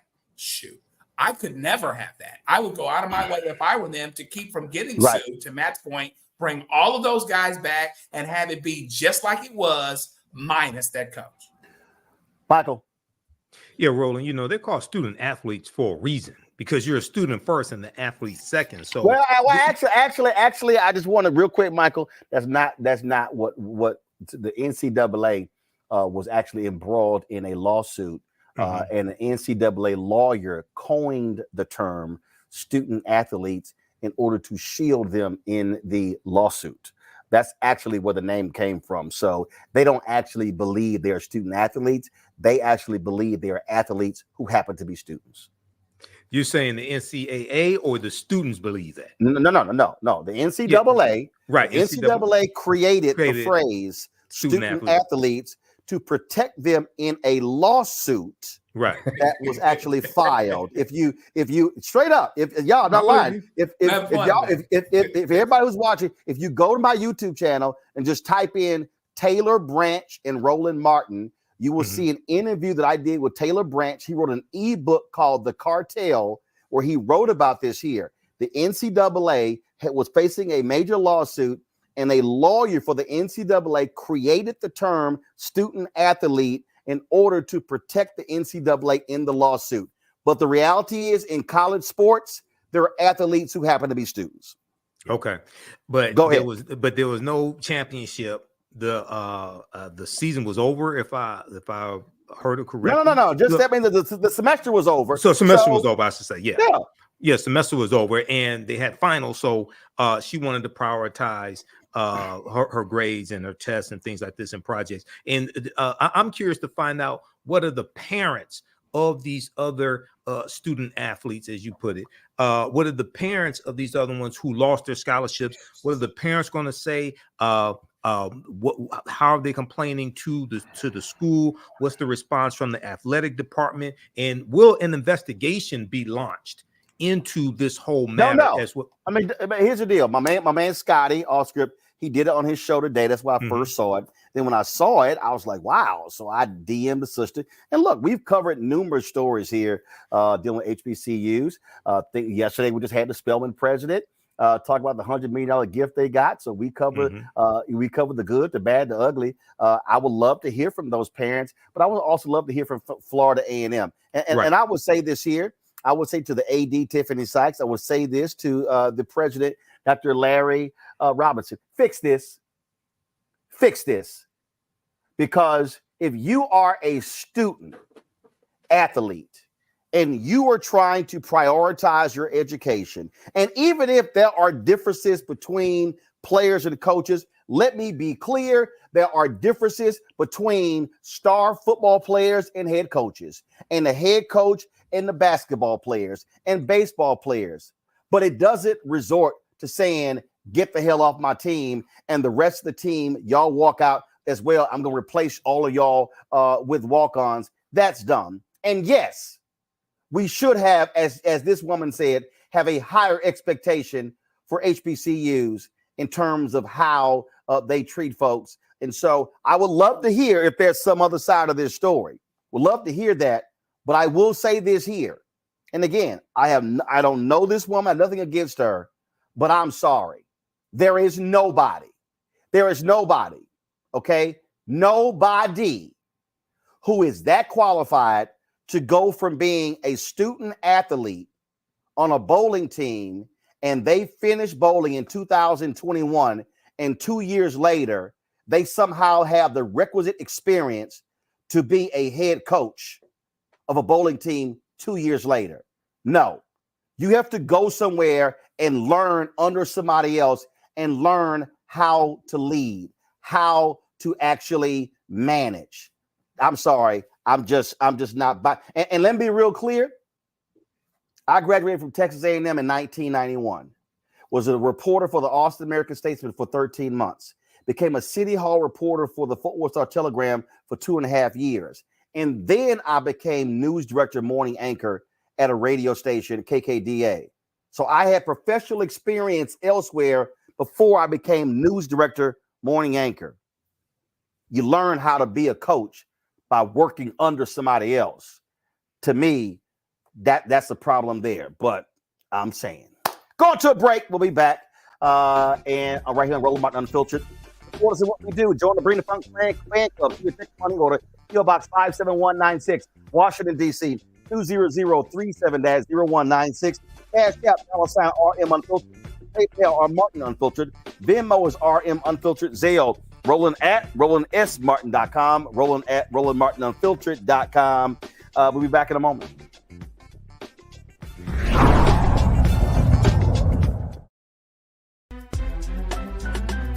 I'm Faraji Muhammad, live from LA. And this is The Culture. The Culture is a two-way conversation. You and me. We talk about the stories, politics, the good, the bad, and the downright ugly. So join our community every day at 3 p.m. Eastern and let your voice be heard. Hey, We're all in this together. So let's talk about it and see what kind of trouble we can get into. It's The Culture, weekdays at 3, only on the Black Star Network. When you talk about blackness and what happens in black culture, we're about covering these things that matter to us, speaking to our issues and concerns. This is a genuine people-powered movement. There's a lot of stuff that we're not getting. You get it, and you spread the word. We wish to plead our own cause.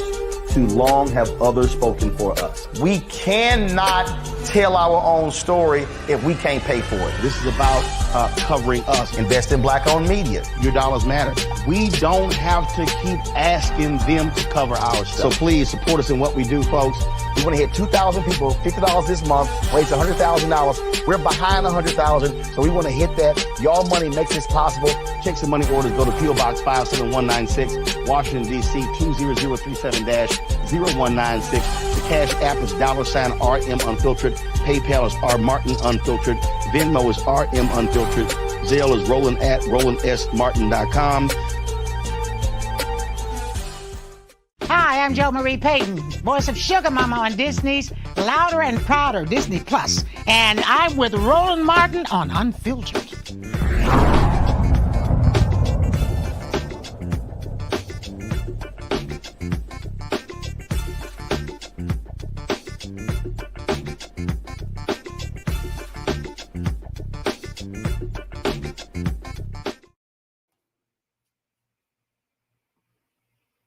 All right, folks, the continuing battle between Israel and Gaza continues, and there's no letting up. President Biden and Benjamin Netanyahu, the Israeli prime minister, had their first phone call the other day, the first time in 26 days. But when you look at the data where African Americans stand, if you look at social media, it says one thing, but the data, when it comes to polling, is different. A survey was done by Carnegie Endowment for International Peace, where 43% of African Americans believe there should be some form of ceasefire, while 24% of African Americans believe we should not be involved in the Israeli-Palestinian conflict at all. Joining me now is Christopher Schell, a fellow at the Carnegie Endowment for International Peace and National Security, and also foreign policy expert Asha Castleberry Hernandez. Glad to have both of you here. They're going to be presenting the survey's findings to the Congressional Black Caucus next month. Christopher, I want to start with you. When we look at this, obviously there are, you see through social media this belief that you have a lot of people, a lot of young people who are angry at President Joe Biden for being on the side of Israel on this as well. But are you seeing that in the data? And is there a difference of opinion between younger African Americans and older African Americans? That's a really good question. I would first like to say thank you very much for having me on your show and talking about my findings. I would say myself and numerous other individuals at the Carnegie Endowment who helped out with this project, we were all essentially stunned by the data because, as you said earlier, there's a general narrative that you see in social media, as you were saying, and you also see on mainstream media. But then looking at empirical evidence, it shows us that, as with most other things, African Americans are not monolithic in their thinking.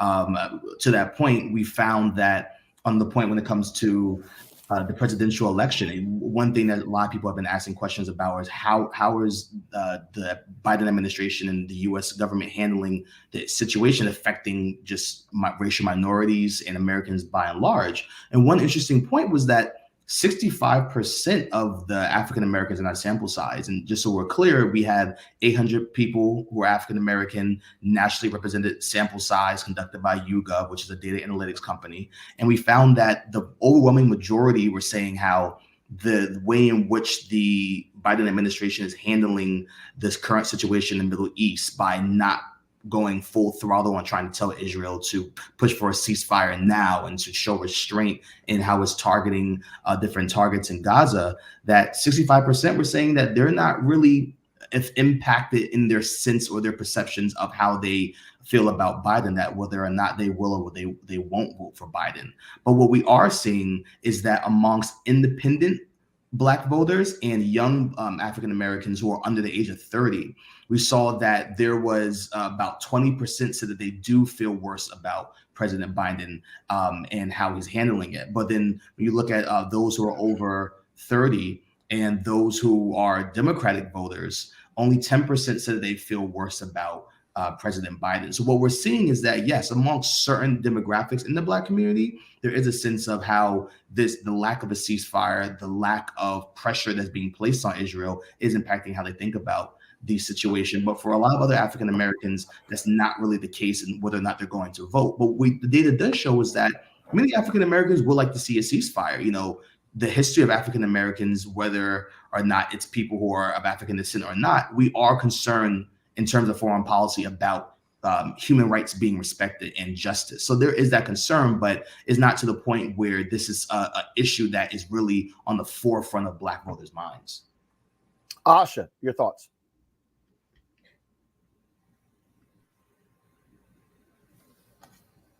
Asha, your thoughts? Yep, you're on mute. Go ahead. Sorry. Yes. Thank you, it. Roland, for having me again.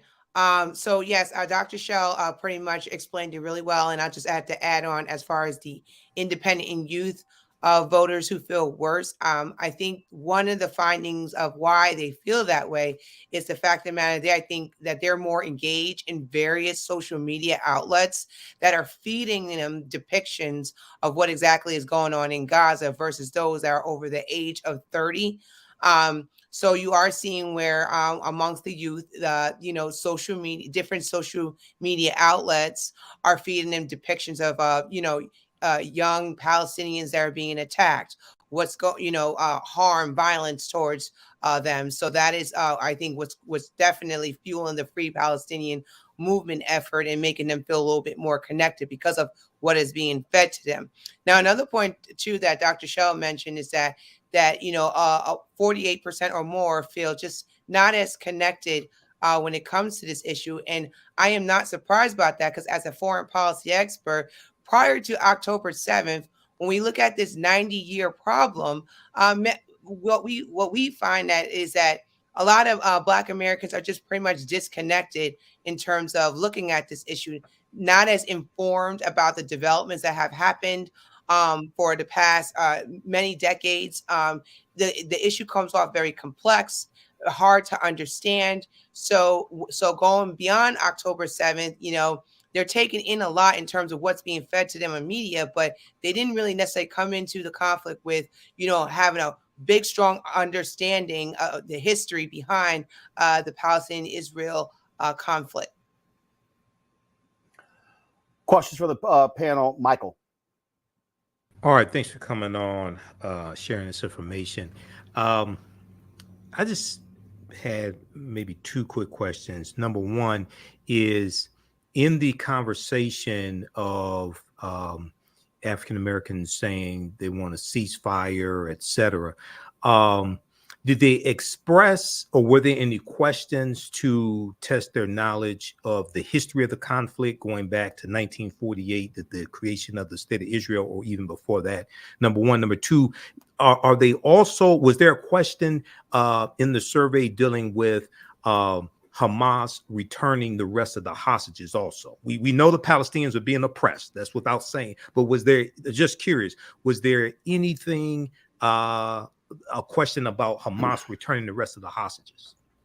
Yes, that's a really good point. So to your first question about testing the knowledge, we actually did ask individuals if they were knowledgeable of just the history of the Israel-Palestine conflict. And what's quite interesting is that we found that just in general, when it comes to general sentiments, those who did respond and say that they were either very familiar or somewhat familiar, there wasn't that much of a statistical difference from those who reported not being very familiar. So for example, those African Americans who said that they were very familiar essentially responded in the same manner as those who said that they were not very familiar with the issue. But you're right. I mean, then that does come back to an interesting point about the American public, regardless of race. How informed are they on these general conflicts? I mean, and I would go back to, I would lean on the assumption that, yes, if people are more informed about these issues, they would have a certain opinion. And then to that point, when we look at my data that was saying that 48% of African Americans reported not feeling any type of connection to the conflict at all, I would lean on saying that we had 9% who said that they feel connected to the Palestinian struggle, and 23% said they feel connected to both. And I will go out and say that, yes, I believe that what you do see, like what you're seeing from a lot of our universities, what you're seeing from different educated or the Black intelligentsia, having this, I guess, deeper understanding or knowledge of the somewhat parallels of the Palestinian struggle and African American struggle might lean someone to kind of lean towards or have a certain view on the topic. Now, to your second question about returning hostages, we did not ask that. And to be clear, this was fielded at the end of October, so I know that there's been rapid developments since the survey was conducted, but we didn't ask about returning hostages. We were trying to just try to get like a quick snapshot and not really inundate our respondents with too much information, but that would be something that would be interesting for a follow-up survey. All right, thank you. Matt. Thank you, Dr. Shell and Asha as well. I think Michael kind of touched on this, but my question was really, what do you think contributes to the phenomenon that, Black people who answered in this survey felt more connected to the Israeli faction of this conflict as opposed to Palestinians? And the other question I had for you is, what do you think contributed particularly to the feelings of young voters as it relates to Biden? Was it, what did you get from that data? Just the idea that they felt he's not handling it correctly, or the administration is not messaging correctly? What were your takeaways from that data point? For sure. I mean, and that was also fascinating as well, going through the data points, seeing that 19% of those felt just connected to the Israeli conflict. So 9% said they felt connected to the Palestinian struggle. 19% said that they felt connected to just the Israeli struggle, and 23% said both. So when you combine those in our sample size, those who felt a bit more connected to the Israel struggle was higher than the Palestinian. So I think this is a fascinating finding. And if I had to just really quickly say some things I think that added to it, I think the first thing would be that, one, there is a religious element that needs to be accounted for. I've been sharing and talking about these findings quite a bit with several individuals around Washington, D.C. And then people have said to me that in parts of Black America, maybe in the American South, or just in like the more religious circles, there is this believing that this is actually a conflict that's biblical, and that we need to align with Israel in this fight. I think there's also another element of just this sense of, like Hamas has initiated this conflict. Like, this conflict started with October 7th, and they are terrorists. And I think in many ways it does harken back to many African Americans who do remember that 9/11, and that, yes, this is similar to the United States fight against terrorist groups. So there is a feeling that, okay, what's happening right now, this is something that is parallel to what we experienced on September 11th in our long war on terror as well. So I think that plays a role in what we're kind of seeing in these findings. And I apologize. Yes, the second question you were asking about age. So for sure, I think Asha touched on it as well. What really is playing a role is, I think, when it comes to age, there also is the education factor. What are people receiving? What are their outlets for information? And I think if you tune into mainstream media versus if you tune into social media, in this case, it would be Twitter in particular, you're taking in different streams of information. And I would definitely say that just in general with the Biden administration, when he first came into office, there was a heavy emphasis on moving away from endless wars and moving more towards human rights. And I know that was really what he kind of highlighted when he first started. And then obviously that somewhat got a little bit sidetracked. You had the war in Ukraine, tensions with China. But I think a lot of people are seeing, I think now my numbers could be off, 20,000 Palestinian deaths. So for some individuals, they might be thinking, okay, focus more on human rights, move away from endless wars. And we're actually kind of seeing where not only are we highlighting, or not only are we looking at civilian deaths, but we're somewhat inching towards a regional conflict. And that's something that I would like to just also mention really quickly as well. We also asked a question about, would you be supportive of sending troops to the region if the conflict spiraled into a broader war? And this is a question that my research has covered, and a lot of interest has been around about how African Americans think about the use of force abroad. You know, the thinking on this amongst African Americans is long-standing about African Americans compared to other racial groups are not very supportive of the use of force abroad. But what's quite interesting is that a third of our respondents said that they would be willing to send U.S. troops to the region if other nations stepped in, or if, for example, Iran stepped in and attacked Israel. All right, Joe. Research and for this survey, the risk of asking something that may be similar to kind of what you've answered before. What do you think this says about the evolution of Black thought?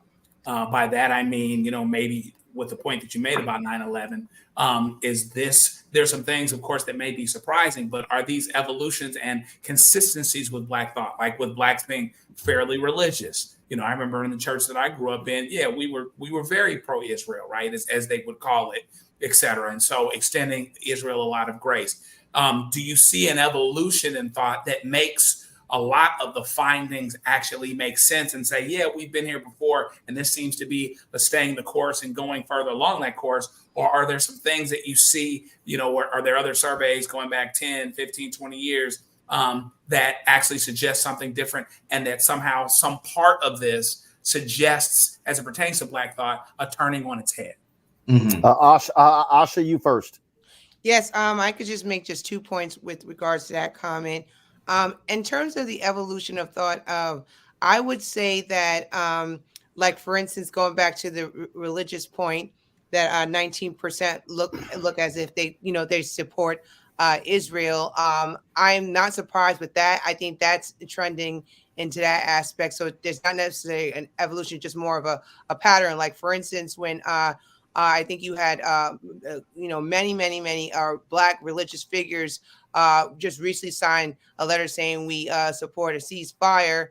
And they actually, and it was with Leah Tawdry, and many of them actually visited the White House.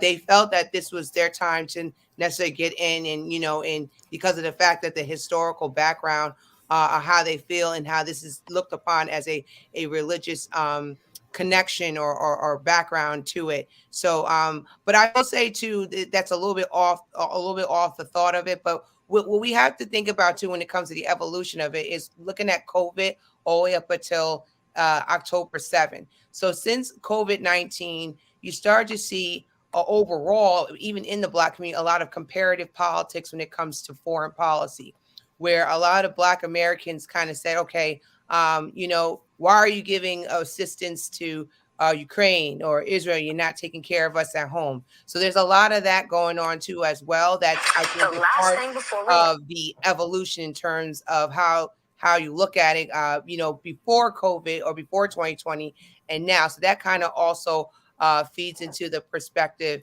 as well. And then last but not least, in terms of 1/3 of Black Americans supporting security, especially if we engage with Iran, I'm actually not surprised at that, because Black people have a history of being very committed to our national security, because we have served in every single war since American Revolutionary War.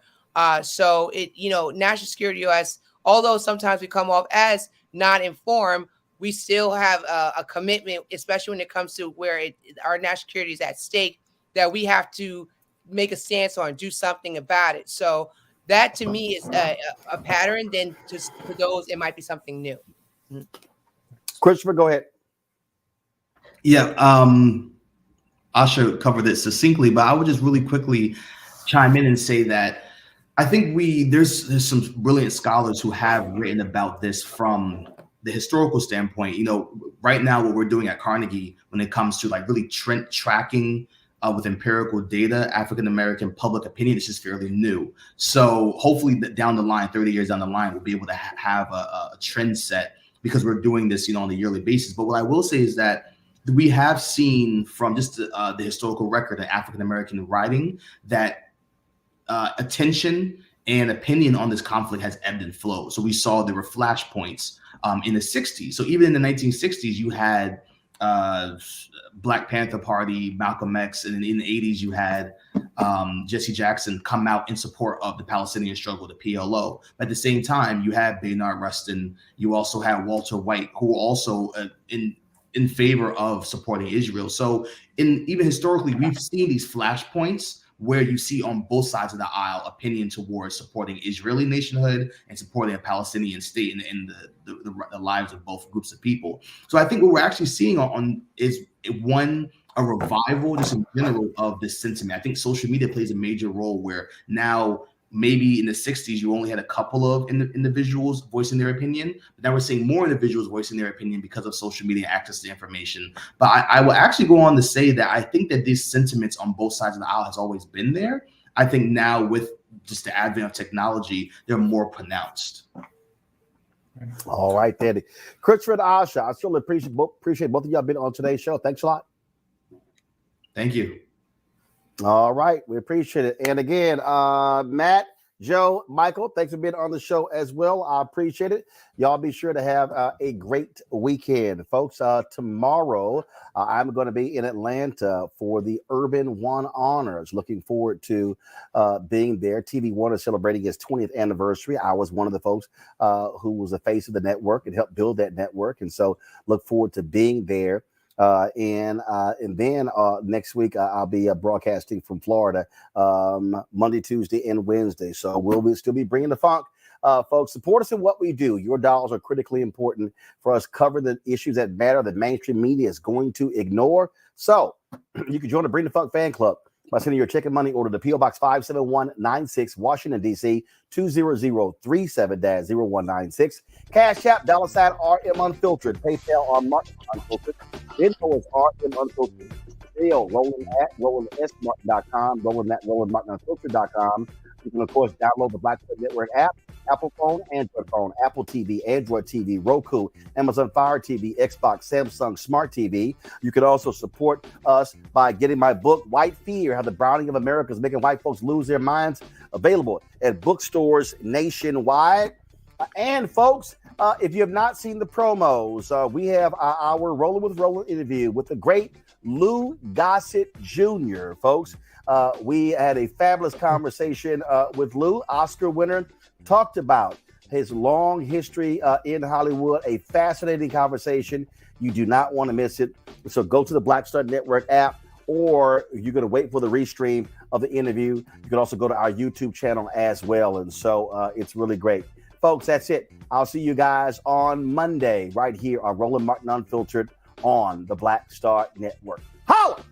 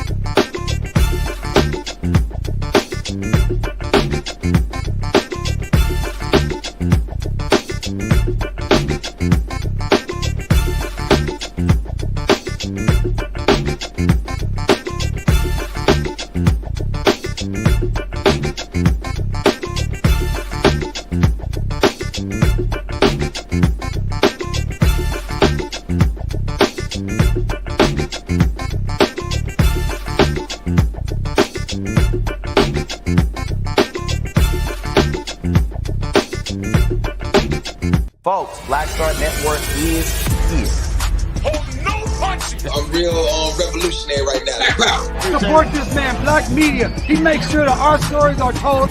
Thank you for being the voice of Black America, Roland. Stay black. I love y'all. All momentum we have now, we have to keep this going. The video looks phenomenal. See, there's a difference between Black Star Network and Black-owned media and something like CNN. You can't be Black-owned media and be scared. It's time to be smart.